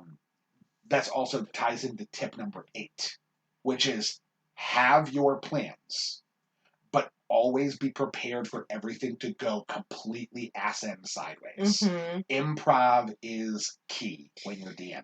Be prepared to throw all your plans in the garbage. See, that's why I'm so lucky that I'm such a, just a reactive, instinctive DM and player. Yeah. Because I didn't make plans. I had things that were going on in the world, and they could act amongst those things, which would trigger or not trigger some stuff. Sure. And here's my argument, and this is more of a semantics thing. Here's my argument for why I think that having at least a basic plan is important to me. I'm not saying it's not a good idea to have a basic plan. And here's my thought process. It's definitely a good idea to have a basic plan, especially if you don't... Yeah. Is that when you are, and this is just from my experience, when you are fully reactive, that allows you to live in the moment, in the sense that all of your character and NPC interactions feel organic, in the sense that they are what their gut reaction would be. However, one of the things you lose the ability to do, I think, effectively, without having a basic plan in mind for a number of different scenarios, is the ability to introduce, plot hooks isn't the right word, the ability to introduce foreshadowing. I have been able to foreshadow so many events from future aspects of both of the campaigns that the one we finished and the one you're playing through, as well as other campaigns we play together. I've been able to introduce foreshadowing elements because I have a plan for where the story is going to go. No, see, that's where I think that you're actually not correct, because I say, I plan the world and the events thus going forward. Not them. I don't plan what they're going to do. Well, that's what I'm saying. I'm not talking about like you shouldn't ever plan for what your players are going to do. You should plan for what they could do. Yeah. Don't say they are probably going to do this, so here's where the story is going to go. Say, if they do this, here's what could happen. Mm-hmm. If they do this, here's another thing that could happen. If they do something different, here's a third thing that could happen. Mm-hmm. And then just kind of have an idea of what direction that's going to take the story. But then again, I used Curse of Strahd as like a way bigger like sandbox kind of thing. Yeah. So like, well, that's kind of its shining point, is the fact that it is a sandbox. So like Strahd coming after them, they got plenty of fucking foreshadowing for like a lot of different moments in increasing intensity for that. I was like, okay, he's gonna show up here at this point, and like they're obviously gonna see him. It doesn't matter where they are when it happens, or like what they're doing when it happens, or how many of them are there when it happens. Okay. He's gonna show up and they'll see him. And like eventually he's going to like send people after them, and it doesn't really matter where they are or what they're doing or like who's there when it happens. So basically, what you're saying is like you decided, hey, Strahd is going to show up in this location at this time, and if the players happen to be there, then they'll interact with him. Yeah. How is that not planning? No, I said I planned the world. Oh, okay. I get what you're saying. Yeah, no, that's what you should be doing. Yeah, like if they're not there, they don't see him. But like no matter where they are, he's gonna send people after them because he can see the whole place. Right. Like he's gonna send them a letter at some point. They're gonna get it. It doesn't matter how they get it or who gets it or like whatever, but they'll get the letter. Like they can accept or deny the letter. I'm not gonna plan for what happens after that. We're just gonna react to that. Like. Yeah, but and that's actually, then I think in a lot of ways we actually are on the same page. We just approach it differently, because that's what I'm meaning by planning. I'm not planning. Well, that's why I was saying when you're saying that you that I thought you were wrong when you were trying to analyze what I was doing. I'm saying I plan the world. Oh, I thought you meant the premise of my approach to it was wrong. I didn't think you thought you meant... People can do whatever the fuck they want, however the fuck they want. I'm saying I plan the world and the events of the world. And if they're there to meet most of it, then perfect. And if they're not, I will either relocate it I misunderstood your approach. Okay, I see what you're saying. Yeah. Or they'll miss it, and then they get a little less context, but they can get foreshadowing to things. Mm-hmm. Now, here's another example that I wanted to touch on for that 8th point in terms of improvisation. Mm-hmm. What do you do when you build a decent portion of an upcoming plot around a particular NPC or character, and then they get fucking murdered by your party? What do? You drop it. Well, the best part of what I did was you motherfuckers killed my mind flayer. Gone. Yeah. I had a whole like sub arc about this mind flayer worshiper of Orcus, who was like a major character, and I wanted to introduce him a couple of times so that the players could like begin to see how powerful he was as a threat. They met him once in a vision. And then they had in real life, they had an opportunity to meet him a second time, but they were a little bit delayed because they got caught up in traveling, and they ended up just fighting the Beholder zombie that he left behind. And that when you guys walked through that area, and that Beholder zombie, he made those and then walked off because he was going to be waiting there to try to like ambush people and get more skeletons and shit. But there was also a Dwerger boat that was traveling along the Dark Lake ahead. You guys were delayed by like a day and a half. The boat got there first. He wiped out the boat, reanimated them all as zombies, brought back the Beholder that was living on the island, and then that was what you had to fight. Like the zombies fucking crawling out of the water and stuff. So that encounter entirely changed because you guys were delayed in your movements. You guys stopped and went a different way. But I introduced that character, tried to introduce him a second time, didn't happen. And then a third time I introduced him in a major moment where that character was supposed to be like, you were incapacitated. Ivy had just gone comatose from an intellect event. Yeah. And the party was not really well equipped to be able to deal with someone at his level of power. Mm-hmm. But they were gutsy, and the dice were in their favor, and they were smart. And honestly, I made some mistakes in the way he like he didn't perceive that they were just trying to run, and he was like, I need to kill these people. He didn't really need to. It was kind of just more like his like hunger for making dead bodies in the name of Orcus kind of took over. And so he like was teleporting around in front of you guys, leaving your only option to fight. And honestly, in a fair fight, you guys kind of kick ass. Right. So I had this whole sub arc about this Orcus worshiper you were going to bump into, like, literally, I shit you not, maybe 5 or 6 more times, culminating in this major boss battle in Blazing Stone. Major boss battle I had planned out for this guy. Like, this guy was going to show up and just fucking wreak havoc all over Blazing Stone. That was going to be, like, your big, like, he was actually, I intended him to be, like, standing near the exit to the Underdark to stop you from leaving. It was going to be a whole big thing. And then you guys were just like, what if we kill him now? I was not a part of that decision. You were unconscious. I tossed out like 7 pages of notes. I was just like, Well, no. Well, that's the thing, though, is I hadn't really, It's a beautiful thing. I love that. I hadn't really encountered a lot of like villain death before their time. Okay, sure. I have encountered a lot of player character death before their time. Yeah, that's a hard one. The way that I remedy that for the most part is make their death fun.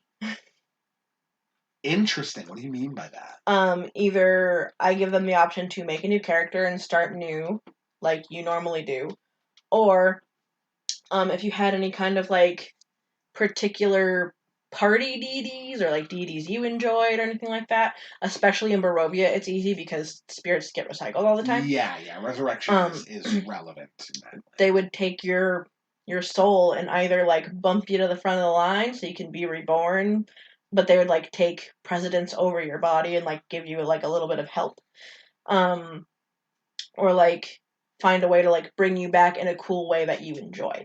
Like I probably couldn't do it during a regular campaign where you would just like die on the regular planes, but like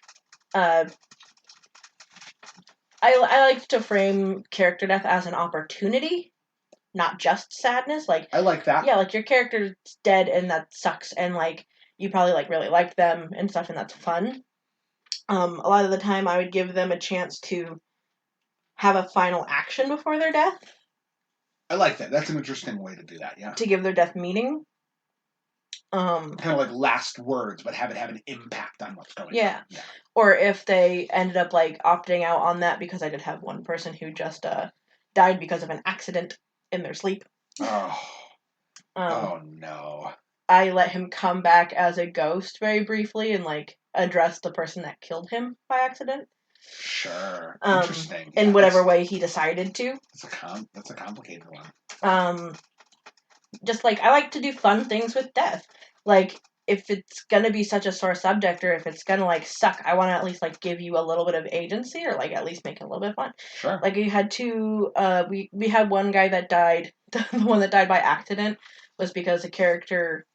They were trying to. They had a mission to go and get a player or an NPC's dead father. Okay. And bury him somewhere, but they couldn't get to the cemetery that they wanted to bury him in fast enough, so they had to like bed down for the night. Right. At a church, and they had a few people out there on watch, and they eventually got to this one person's turn who was going to take it alone. But there was a dude that slept out there with the cart to make sure nobody would steal it, even if like somebody was on watch near the building and like fell asleep. Right. And this player character who was on watch had a staff that could cast that spell that like resurrects people at any point in time, no matter how long they've been dead. Oh fuck! Okay, wow, like a rod of resurrection. Yeah, that was it. But it takes all the charges. Yeah. And then it has a chance of blowing up. Oh no. And so they're like, you know what? Like I was saving it in case like one of us died, but like I'll just bring the dead dad. Let's just bring the dad back to life. Oh no. And so they used all the charges, brought him back to life, and then the staff exploded. And it probably killed them both. Well, no, that was the best thing, is the dad went down to 1 HP. Holy fuck. The person who cast it went down to 0 and made all of their saving throws. Okay, so they were stabilized? They were stable. They lived. They went down to 0 and stabilized. And the other person went down to 0 and died. The person sleeping on the cart. Oh, I see. Oh. Because no one, like, they were, like, everyone else was on the other side, so no one was there to, so they were just making straight rolls. No one was there to, like, spare the dying or anything. No one was there to help, but also, like, I had them make rolls with a pretty low DC, not like an excessively low, but a pretty low DC to hear the explosion and wake up. Yeah. But they were, like, across the yard in a church. Yeah. And everyone was just abysmally, like, perceptive. Yeah. Didn't really hear it. Kept sleeping. Yeah, at that point, just like the dice have decided. Yeah, he dies. This is gonna go. Yeah. And so he made another character and came back, but that was the person that killed the guy and brought the dad back to life. Yeah. Started getting weird visions of death afterwards. Yeah, I mean, yeah, it's probably pretty fucking impactful, I would imagine. And eventually the ghost of the character they killed came back, and I gave the player character the ability to say whatever they wanted. Yeah. To that person, which actually ended up really nice because they used that moment to tell the character that they didn't blame them and that it was a good role playing. Yeah, it was really sweet. But the other one time happened when Strahd couldn't get to them for reasons that I made up in the campaign. Like, they were in a town that was surrounded by a wall, and they were in a town that was considered a domicile, and so Strahd couldn't get in. Couldn't get in because he had to be invited in. And no one was going to do that. So, he made plans with. I mentioned the little dragon person before. Yeah. And there was one other of that kind of dragon, but it was a red dragon. The little boy was a silver dragon. He made a pact with the little red dragon girl. Sure. To go and try and kill them. They'd run into her before. She didn't like them. And so she went to go and try and kill them. Ended up killing 2 of the player characters. Okay. And one of the characters that died was actually, like, on a teetering edge between corruption and purification between 2 different gods. Okay. And when they died, they died in an act of heroism saving somebody else, which put them just over the amount of points they needed, because I had a weird system for it. Yeah, it was like a corruption system or something like that, yeah. To be purified. And so their god brought them back to life in a purified state. Interesting. And so it was just weird, like, basically just weird ways you worked with resurrection in the campaign as, like, a tool to, like, make a more challenging campaign but allow everyone to just continue to play their characters. Yeah. Well, one guy just made a whole new character. Sure, yeah. But that's also because he was like a fighter who didn't care about gods and stuff, so, like... Right, so yeah, so it didn't work with, like, the established lore that you had for, like... Well, also, he didn't want any kind of resurrection thing going on with him, so he just got a new guy. Just like, I just made it fun. Interesting. Yeah, and that's what it's about. It's like you have to find ways to improvise new and, like, creative ways to keep the story flowing despite the sort of inherent randomness to the game at times. So the next couple, jumping ahead to some of the last of my... Yeah, sorry, I keep going on tangents. That's okay. I mean, that's kind of why I wanted to have this conversation, because, like, it's interesting to see it from your perspective, because we have, like, a slightly different approach to the way that we DM. Right.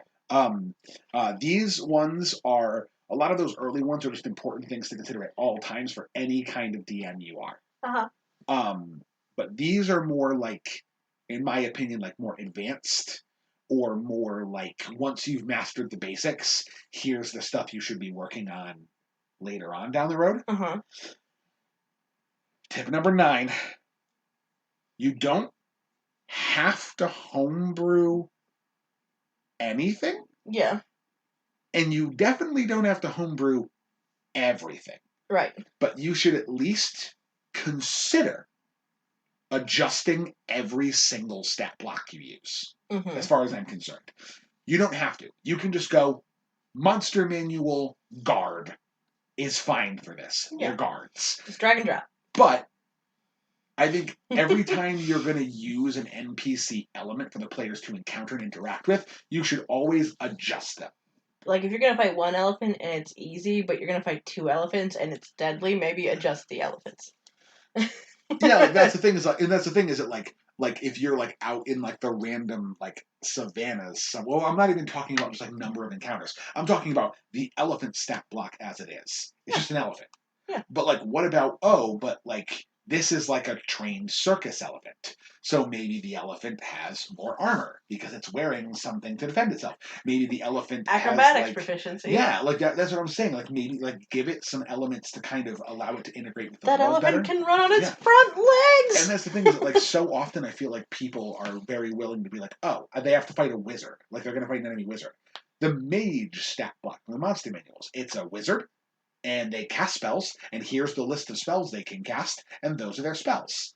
And I go, no, I'm going to give them the spells I think I want them to have prepared. I'm going to change up their prepared spells. Sometimes I give people more spell slots. Sometimes I give them a higher constitution score so they have more HP. I adjust them based on the strength and challenge of the party. And you don't have to do that, but I think especially as you play with players who've been playing the game for a long time and begin to understand how each of the creatures work and how each of the monster manual elements work, throw a curveball at your opponent. Not your opponent. Throw a curveball at the players so that they're not able to predict what things you're bringing to the table, and also that it integrates itself more interestingly with the world. I want to say, just customizing stat blocks can just be fun. Absolutely. And like making your own types of monsters or creatures or enemies to fight, or making adjustments to little things in ways that make sense. Even sometimes just so much as I have two guards here, and this guard is a mountain dwarf, and that guard is a wood elf. Yeah. So this guard happens to be able to move a little faster and can hide in the city easily because it's raining. To charms. Yeah, and this guy is really, really strong, and he has better armor and better weapons because he's proficient in them. Yeah. So like you adjust these characters in ways that make sense for the world, and sometimes even something as simple as like tweaking their stats a little bit make them more interesting. What if you just take like, hey, I'm using the tribal warrior stat block, and they're like people who live out in the woodlands and like form these like communities within the woods, and they're using tribal warrior, and this one's also using tribal warrior, except he has 8 more hit points and his charisma's 16. That's the chief. Yeah. Like they're like the face. They're like this strong stoic warrior who's like hardened by many battles, and like that's just as simple as like I threw on a little extra hit dice and bumped up a stat. Yeah. And you have a totally different and totally uniquely interactive. And it's not like it breaks the game or anything like that. No, yeah, because like adding a little bit of charisma and some extra health to a CR 1/4 monster is only going to matter to a level 1 character. Like, also, sometimes it's very necessary. Like, this is not something I would. This is probably a DM tip that I would give is to not. I made this mistake very early on. Oh sure. I had a character. I had a player that would not stop drinking during our games. Oh. Yeah. Which is fine. You can have a drink during our game. I'm not gonna like be like, don't drink during the game. Yeah. But they would excessively. That's a good example of a session 0 thing. Yes. They're talking about that kind of limitation. Like, drink during the game, don't care. That's fine. But like, don't get so drunk that you can't play. Don't get shit-faced to the point that you are like you're hogging the spotlight for everyone else. Yeah. Well, it wasn't even that. It was that like I would make calls and they'd be like, "Oh, it's bullshit." Like, Hannah, why are you doing this to me? Oh my god. Yeah. No, I'm just kidding with you. But oh, Hannah, Jesus Christ, you're always doing this, and like was being like just a blatant distraction. Yeah. And I was like, "Don't fucking test me. I will destroy you." Yeah. I am God. Like, I am here to work with you, but also, if you ruin this story, I will destroy you. And he got on my nerves so much that I actually put them against the Pit Fiend. Oh, Lord Almighty. Okay. What level were they? Oh, God. They had to have been, like, maybe 8th level. You're a savage. You're an absolute savage. Well, the thing was, I was also not out to kill them. I was just out to freak them out. Yeah, you wanted to scare the shit out of them. It's like, hey, wake up. Pay attention, buddy. And this is a minor god. So I made it a pit fiend, but I also like nerfed the fuck out of its health. Oh, sure, yeah. And I made it a baby pit fiend.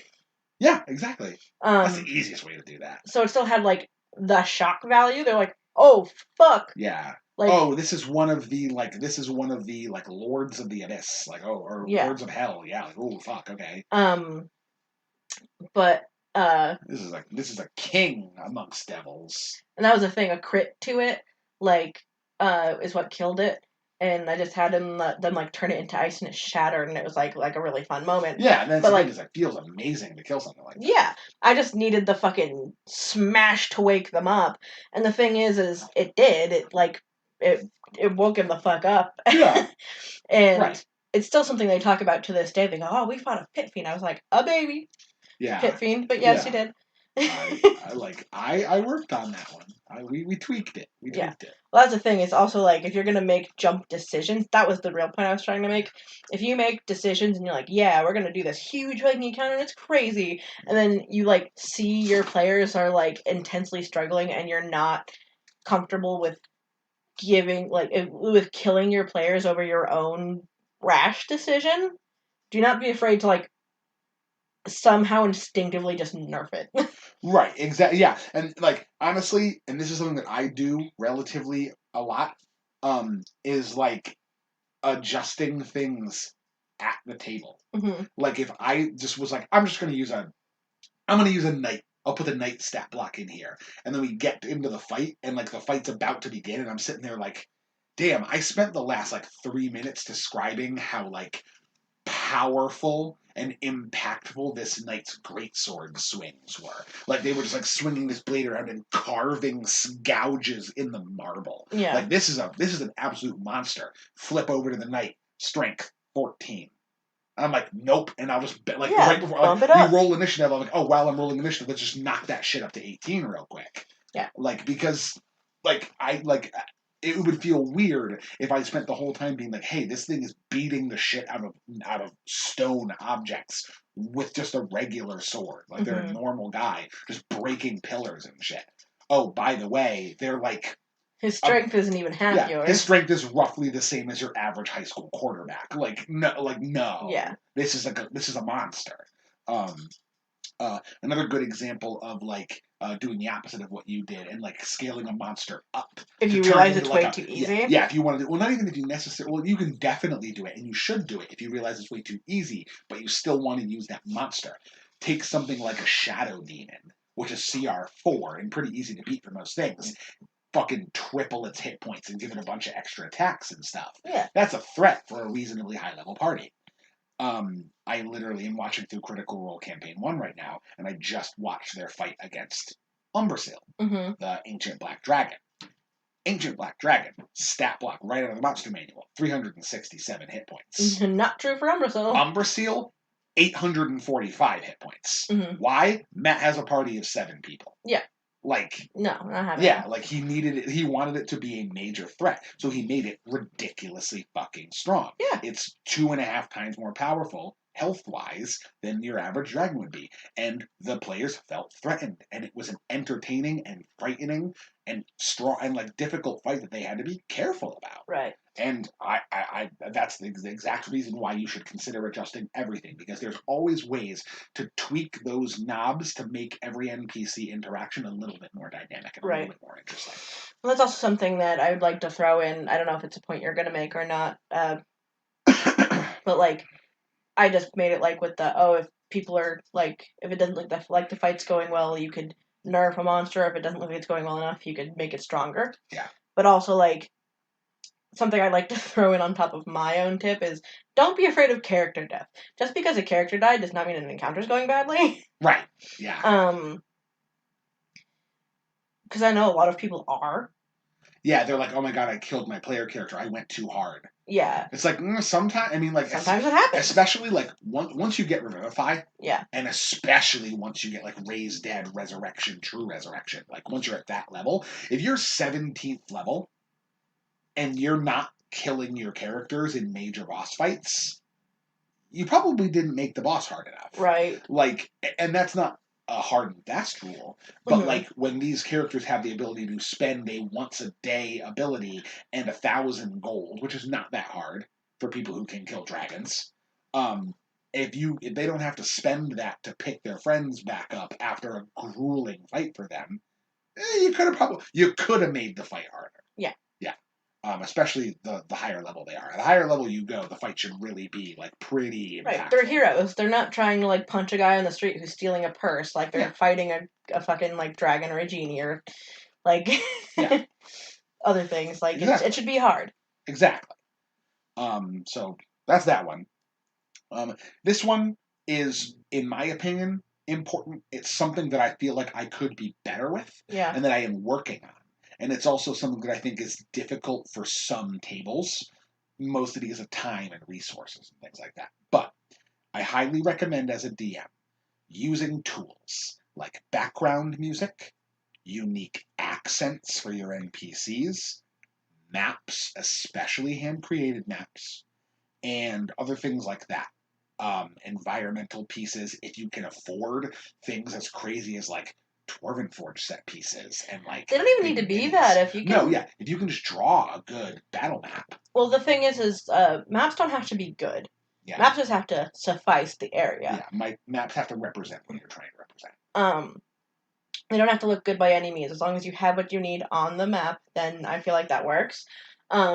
Good tips for that, because I'm the person that supplies a lot of our tools. You do, yes. Ryan does the music, and he's fabulous at it. Yes. And I appreciate him endlessly for it. I made, like, I can't fucking afford Dwarven Forge for figures. Oh, fuck no. So I drew pictures, which I am lucky enough to be able to do, and bought those, like, there's, like, a pack of 50 little, like, stands for like cards for games that you can get on Amazon, and I just would laminate the picture with the person on both sides and stick it in there with some glue, and then you got minifigures. That's basically our character mini, exactly. And if you can't make characters on your own, there are a few different websites you can go to like make character designs for yourself. Exactly, it's a good stand-in. Pay artists for art of your own characters. A fun gift idea for your party, and then also you can make figures out of them. Ways to help initiative is if your DM uses like the DM screen. Yes. I painted a bunch of different this is my favorite. A bunch of different washing clips, like the clips you put your laundry out on the line, the line clips. I painted them a bunch of different colors. I did a unique color for every player character and wrote their names on them. And then they have like blue for easy, black for hard, green for allies, silver for the hardest. Yeah. Oh, yeah, that's true. And then when you roll initiative, they can just clip them to the top of their little DM screen so you can see initiative and you know where you are in it. The one thing for maps that I liked a lot was we used a whiteboard. Yeah. That's for impromptu maps. If you can make maps ahead of time, great. Like, just use what you can. But I'm also lucky enough to draw most of, or a good amount of our own maps that we need if I can know about them ahead of time. Mm-hmm. But if you can't know about them ahead of time, or you can't draw your own maps, then a whiteboard and markers with a pre-drawn grid is really awesome. Just dry erase markers. Just throw a fucking map down and be done. Yeah, even like a basic visual reference is so useful. Mm-hmm.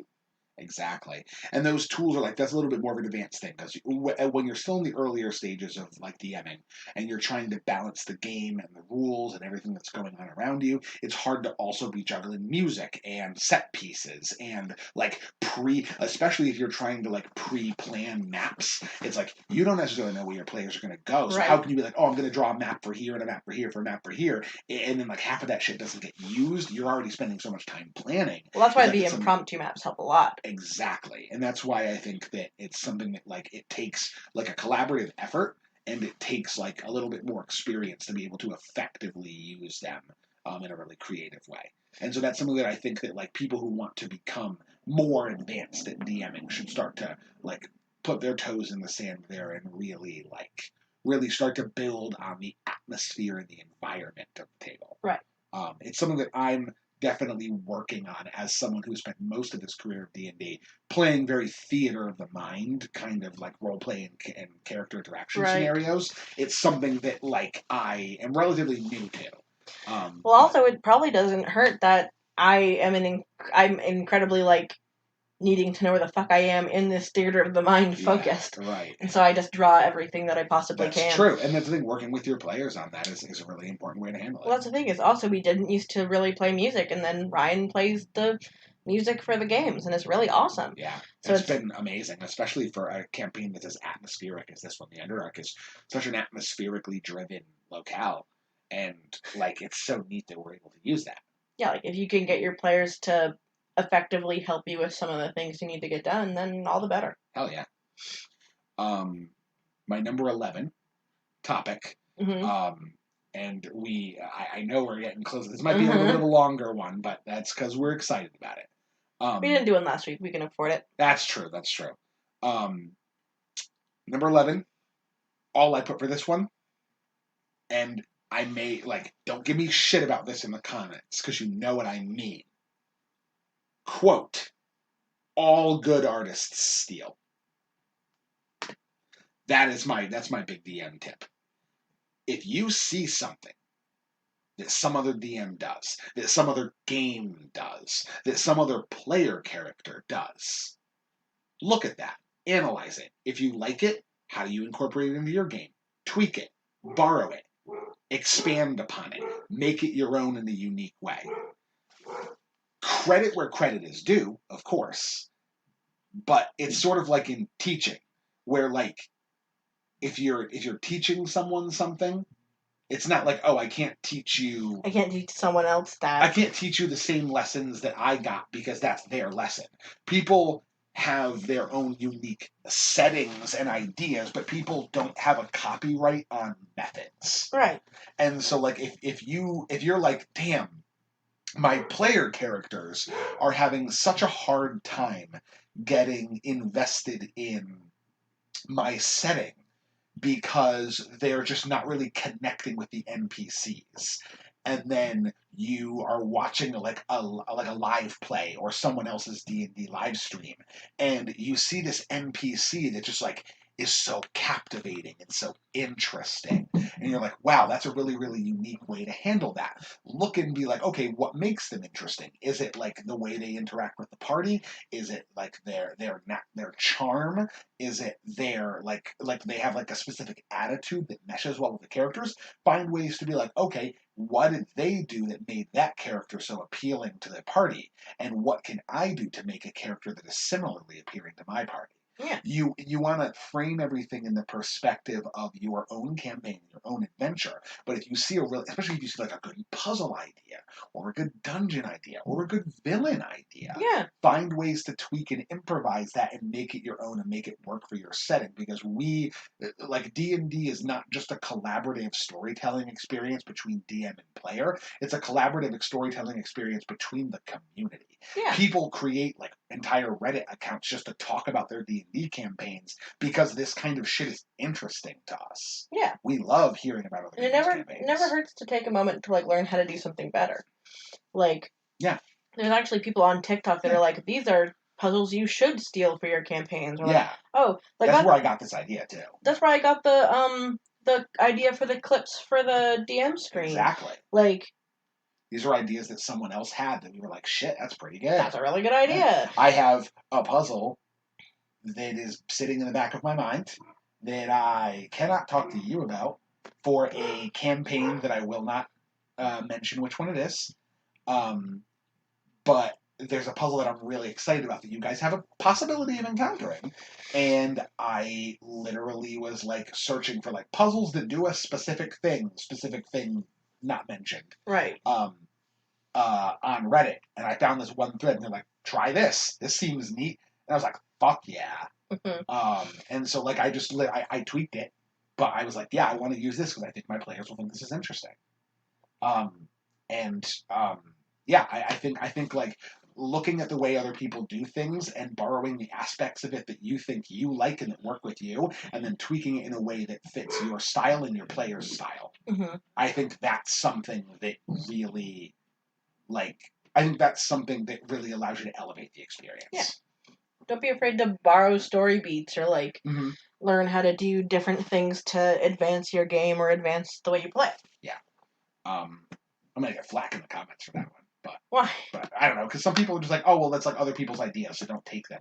But it's different. It's not like you're not tracing people's art. We're like it's ideas. We're all discussing story elements. That's even misconstrued, where it's like tracing art is actually one of the best ways to learn art. Yeah. The problem is when you line for line trace someone's art and then sell it. You also that's a great example, but you also like you can take it from the opposite perspective too.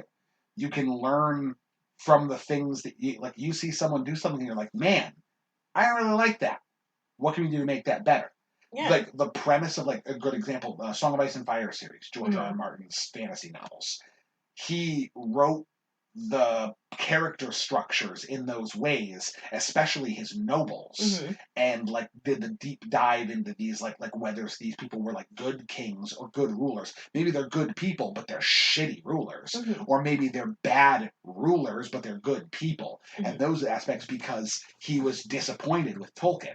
He read the whole Lord of the Rings trilogy and he finished everything. And at the end, they're basically just like, and Aragorn won, and he was a really good king, and that was it. Yeah, and like, what about that makes him a good king? Yeah, what were his tax policies? Like, did he have enemies that he like was too harsh with, and people started to call him a monster? Like, what? Like, we don't explore any of that. We just assume that he was a good character, so he was a good ruler. That's not always true. And he was inspired to basically write those aspects into his stories and develop a deeper dive into those character experiences because he was left kind of dissatisfied by how they just kind of equated good like protagonist with great at everything. Right. And he's like, that's kind of boring. Well, yeah, I think a lot of those negative connotations come from today's like need to have an idea and then not let anybody else have it. Yeah. And I think that's a bunch of bullshit. Yeah, like everybody's very like, this is my personal property about their content. And it's like, I get it, but also like... Some things are very basic, some things should be shared, and some things are definitely different where it's like, I get it if it's like somebody came up with something very original and they're like, they don't want you to monetize it. Monetizing is a whole different thing. That's a whole different thing. Don't borrow people's ideas and then be like, hey, I'm selling this on DM's Guild. Yeah. If it's for your home like what, campaign, I'm going to take the fucking monster manual and then try and sell it? No, that's not okay. But if I'm like, hey, I have this really cool idea for a dungeon that I made, I'm not going to be like, but you guys can't use it because it's mine, and if you want it, you have to buy it from me. I'm just going to fucking give it to you. I'm not even worried about the monster manual. I'm worried about like... That was just an example. Right, but I'm saying I don't want to be the kind of person who's like, oh wow, I went onto DM's Guild and I bought this indie like monster compendium made by like two people who like design monsters in their the comfort of their own home in their PJs, and they're just like, hey, I'm selling this for like $5 because I think these are some cool monsters. I'm not going to take that and go like, yeah, those are some cool monsters. Mine, also pay $10 for it. Like, fuck that. I'm talking about like take ideas and bring them into your home campaign. Yes. When you're creating for the purpose of monetization, it's a totally different story. But borrow these ideas because as a community, we are stronger if we work together by sharing. We work together to share these like really interesting story beats. Yeah. It just creates more possibilities for storytelling. Well, I was more explaining why people shouldn't give you shit for that. Yeah, that's fair. Like, there's totally different worlds and like different aspects for this. There's different ways to share with people willing to share with you and take the things that they share and use them in your game. I agree. I think it's a way to become a better DM, learning what other people do good and borrowing it instead of being like, no, I need to create everything because I have all the best ideas. You don't. I promise you, you don't. Listen to what other people have done because they're pretty cool. Number 12. We kind of talked a little bit about this, but there's elements to it that I want to touch on for sure. Okay. Focus your game on your characters, not on your story. Bring the story to your players. Your players are your story. Your players are your story. Especially in a pre-made module. Don't be afraid to customize events, change events, or wholesale scrap and replace events to incorporate character backstory into the motif. Yeah. As someone who threw away an entire manual, pretty much. You grabbed Curse of Strahd and you said, these are some neat maps, and then did your own thing. Yeah. Yeah, you're a great example of this. I do it a lot in our campaign with a number of different things. Tons of expanded subplots from Rise of Tiamat that were completely off book.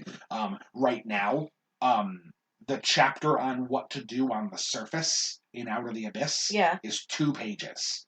It's just like, here's the surface.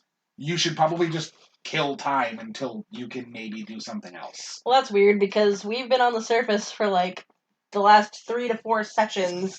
Yeah. Literally, and we're not going back anytime soon. Because you guys have backstory shit to do. Yeah. Exactly. And none of that's in the book. Of course not. Kalkal's not in the book. I made that. But right. Exactly. You made that. I made the island. You made the story. But even on top of that, it's like, even in the Underdark, there were things that were not in the book that I put in the book because I was like, damn, wouldn't it be cool if we did that? Literally everything with Jorlin Duskrin, everything with that character is entirely, completely wholesale based off of how you guys interact with that NPC. Mm-hmm. He is written in the book as, there's 4 lines about him, and they're like, yeah, he's kind of a prick. And then I started by being like, well, why is he a prick? And then coming from that perspective, and then also conveniently, the half-drow player character in our party happened to, previously it has been decided, have descended from House Duskrin, which is his noble house. So I'm like, okay, there's a family history here. I tie those things together, and now all of a sudden we have this renegade spurned drow who has spent most of his life trying to heal from trauma he never asked for and just wants an opportunity to live a peaceful life. Yeah. And is given the opportunity to do so that they never saw possible because a bunch of absolutely tightness teenage girls appeared out of nowhere to just knock a bunch of the obstacles to his pappiness out of the way. Yeah. And so now he just gets to kind of be free to live a life that was impossible to him 6 months ago. Absolutely, especially with us healing all of his his hand. Yeah, literally he lost an eye and 3 fingers on his right hand, and then he followed you all around. He's like, wow, I might actually be able to escape the Underdark and go live a normal life. And then on your way up there, you were like, oh, hi, this is my grandma. She can regenerate limbs. And he's like, are you fucking kidding me? This was supposed to happen. I'm convinced. You guys could walk me into a volcano, and I'm like, sure, where are we going? I'll put my backpack on. Fuck it. We're gonna be fine. At this point, you guys are basically minor gods who've just come along to sweep me to paradise, so let's just fucking go. That's why he's been so happy-go-lucky. And that started with, a character design. It's this is Jorlin Duskrin. He's missing an eye. He's neutral evil. He's angry. That was it. That's all that's in the book. He got so lucky with us. He really did, yeah. And he's one of your favorite NPCs now. Yeah. Yeah. Because you guys were interested in him. And so I'm like, hey, this isn't in the book. Fuck that. Let's make it work. Mm-hmm. Always be prepared to incorporate character backstories and player and character reactions into the plot and expand upon that to drive players into the story even further. Yeah. Yep. That's number 12. Number 13. This is so important to me. Feedback is your greatest tool as a DM. Yep. Listen to your players' needs and check in with them about those needs, but also use their ideas as a springboard for creative story ideas whenever possible. Kelkala. Yeah. That was your idea. I had a whole plot that made total sense with the lore because you were like, wouldn't it be cool if this happened?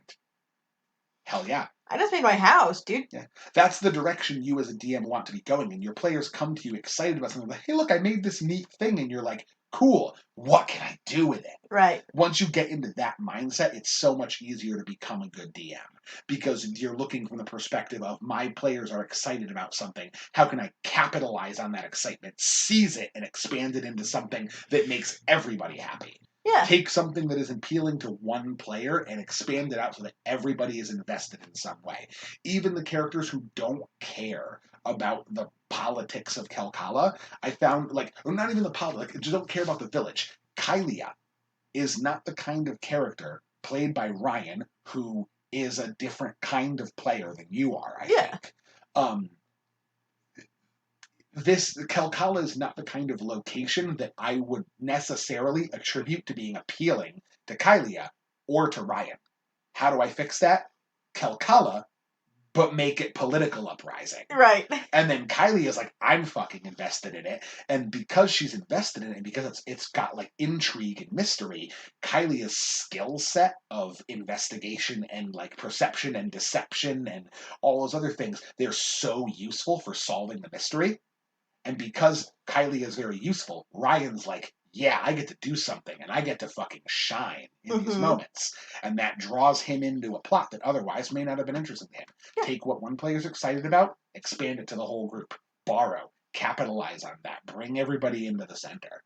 That's one of the most useful things you could do. And listen to the way that your players like pay attention to the way your players enjoy the game, react to that, and find a way to continually draw that energy in. Right. Number 14, and this one we're going to briefly touch on because we've literally talked this topic to death already. Okay. D&D is a form of improv. Oh, that is the best yeah, way to I think we already nailed that one to the ground. We want a yes and no but your players' choices and decisions, but more often than not, I think you should be yes anding. Oh, yeah. Yeah. But we've already kind of talked that topic to death. I think that's something that's very important, and I think that's kind of a little bit of a more advanced feature to really dive into the deeper nuances of that. But that's something that if you want to become a great DM, that's what you've got to be working on. And my last one, call it cheesy, but this last one is what I think makes the absolute best DM. This is how you go from, like, the first 8 were how to go from okay to good. And then last group was how to go from good to great. This is how you become a master. Okay. Number 15. When you're DMing, make sure you're having fun too. Yeah. Because you can't tell a good story that you aren't enjoying. Your players can find ways to make a bad story entertaining. Usually they break something, they test something, they manipulate something, the story goes in a different direction. If something's not entertaining to them, and not to say that like characters who goof off do it because the story's bad. Characters sometimes goof off because they want to goof off.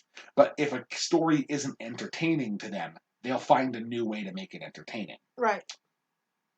But if you as the DM aren't entertained by your own story, and you aren't entertained by your own game, you can't make it good.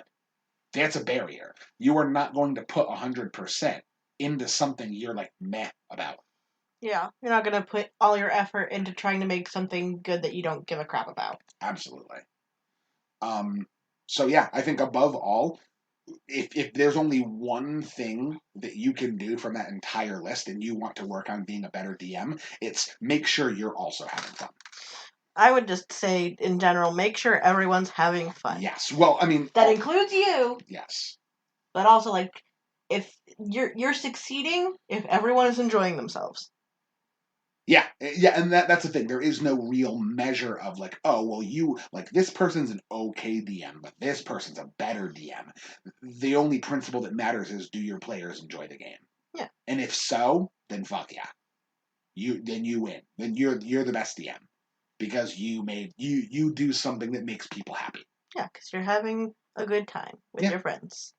Yeah, that's really it. That's kind of my core tips. Those are the things that I feel like matter the most to me and that I have felt the strongest about.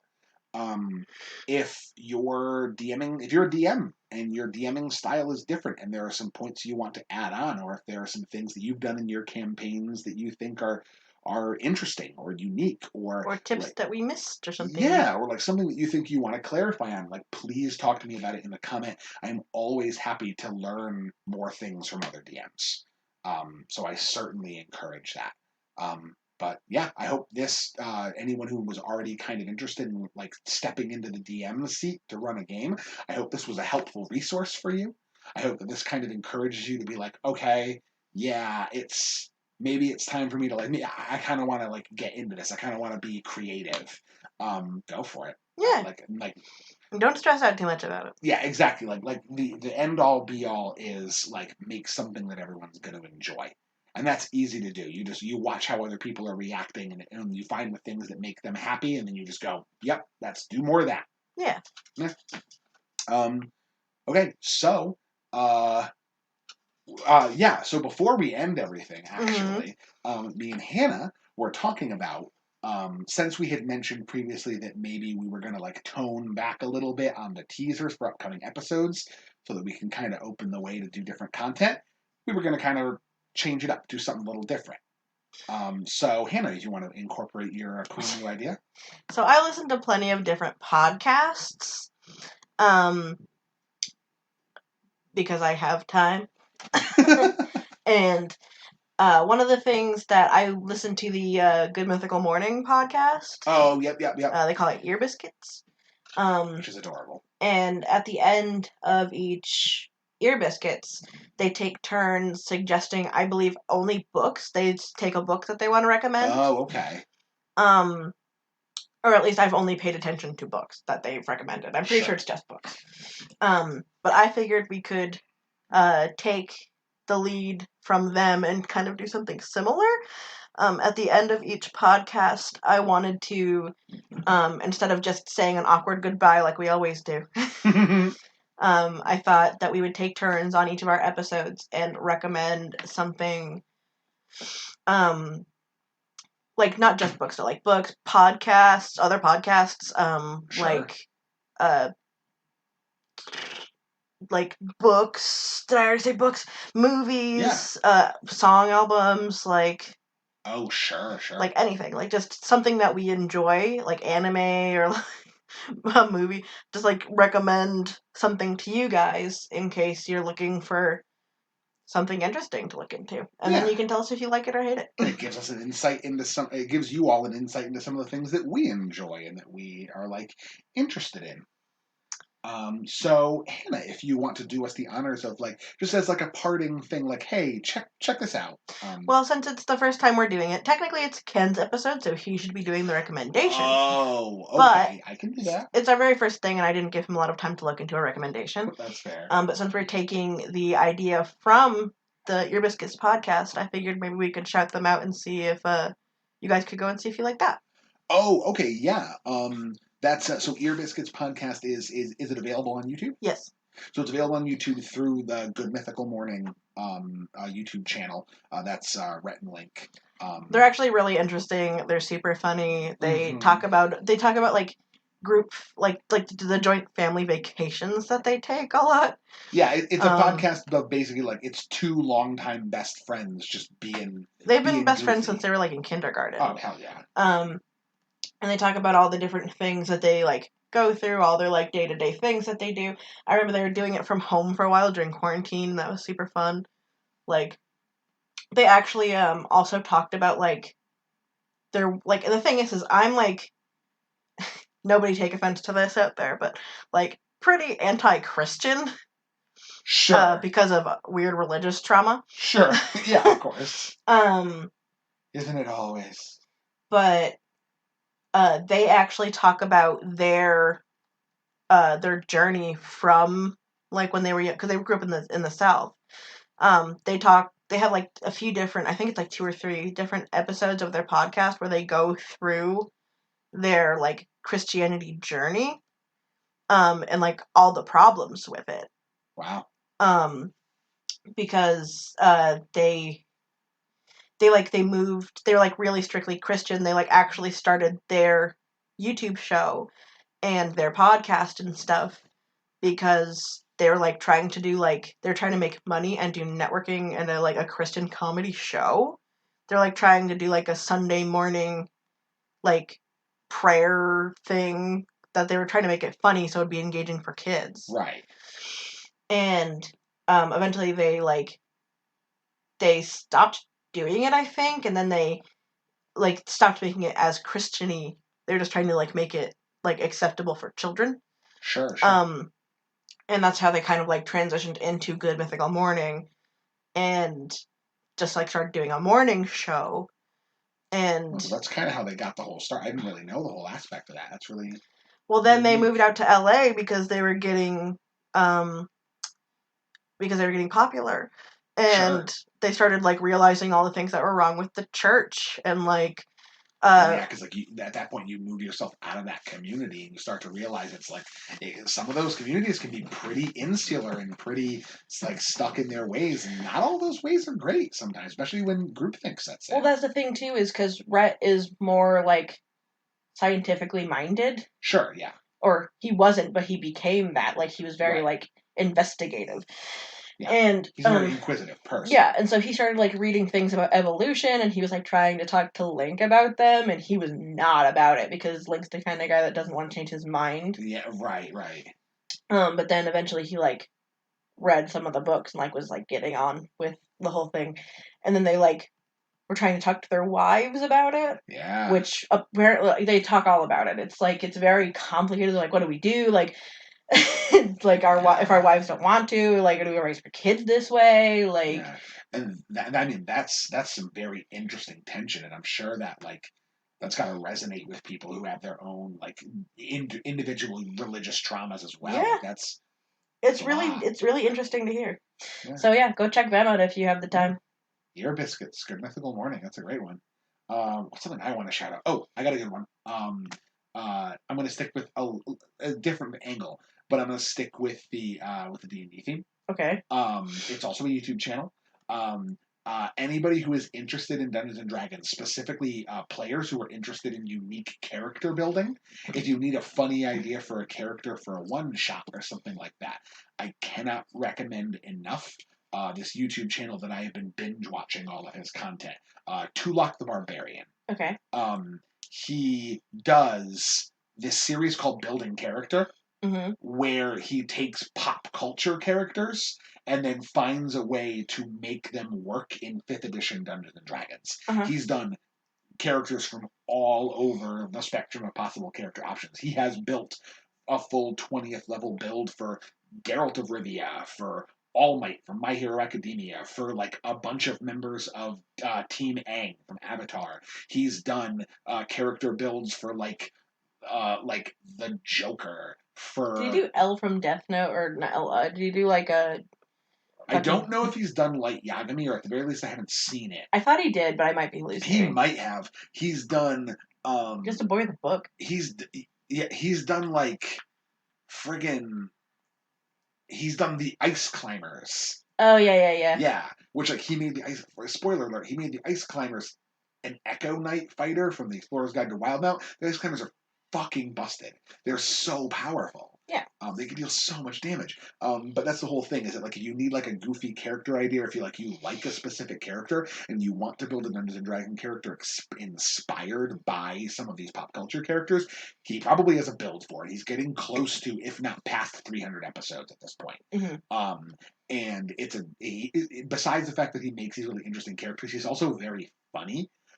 His sense of humor is very like sharp and a little bit sardonic, and he's really good about like reacting to dumb internet comments on his YouTube videos. He has this running thing now where everyone keeps asking him to make McCree from Overwatch as Matt Mercer's custom gunslinger path option. Yeah. And he said from the beginning that he is limiting himself to only using like official content, which technically the gunslinger is not. It is Matt Mercer's homebrew. Right. And so he's like, I want to find a way to make McCree that's not a gunslinger. But people keep commenting on his videos, random, completely unrelated videos. There'll be a video about like how to make Bakugo from My Hero Academia. And like top comment is just like, you should make McCree as a gunslinger fighter. And he has a thing where every time someone does that, he promises he's going to make a McCree in 1 month. And every time someone suggests McCree as a gunslinger, he resets the clock. Oh, that's and he's funny. been doing it for like a year. Because someone is just like, what about like gunslinger fighter or something? He's just like, nope, we're not doing McCree. We haven't gotten a gunslinger suggestion in wipes the counter. Zero days. Yeah. So he's really, really funny. He's got a great personality. He does this occasional series where whenever a new Unearthed Arcana comes out, he reviews it in the context of building unique characters and talks about some of the characters that might come from it. So if you want like a deep dive into like character creation from a base concept, I think he's a really, really interesting and unique way to explore that. So I'd say check him out. Tulok the Barbarian on YouTube. Check him out if you're interested in that kind of thing. And normally we will only do one recommendation, but Mhm. since it's our first time doing it and I caught you off guard, we'll do the two. Oh, we collectively are doing one. It was yeah. I now know how this works. I swear to God, I did explain it to him once. Well, you said we are gonna do one. I said I we assumed take turns doing it on our episodes. Yeah, this is our episode we're doing together, and we are taking turns. It's your episode. It's your topic. That's how I took it. Mm. I'm just saying what my brain. It's fine. It's the first time we did it, so we can do two. Yeah. We literally already did two, so we're doing two. How about this? We're gonna do it back and forth, but then during our group episode, you'll just do one because I already did my extra one, so it's good. During the group episodes, we'll each do one. Okay. Yeah. From now on, you get an eternal punishment of I'm the only one that makes an extra recommendation. No, that's not it. Because on my next episode, I'll do one. Just on our group episode, you'll do yours instead of me doing one because we would both do one. We'll talk about it off air. We'll figure it out. But anyway, thank you so much for listening. We appreciate you spending your part of your afternoon with us. Mm-hmm. And see you next time. See you next time. Love you. Bye. Love you. Bye.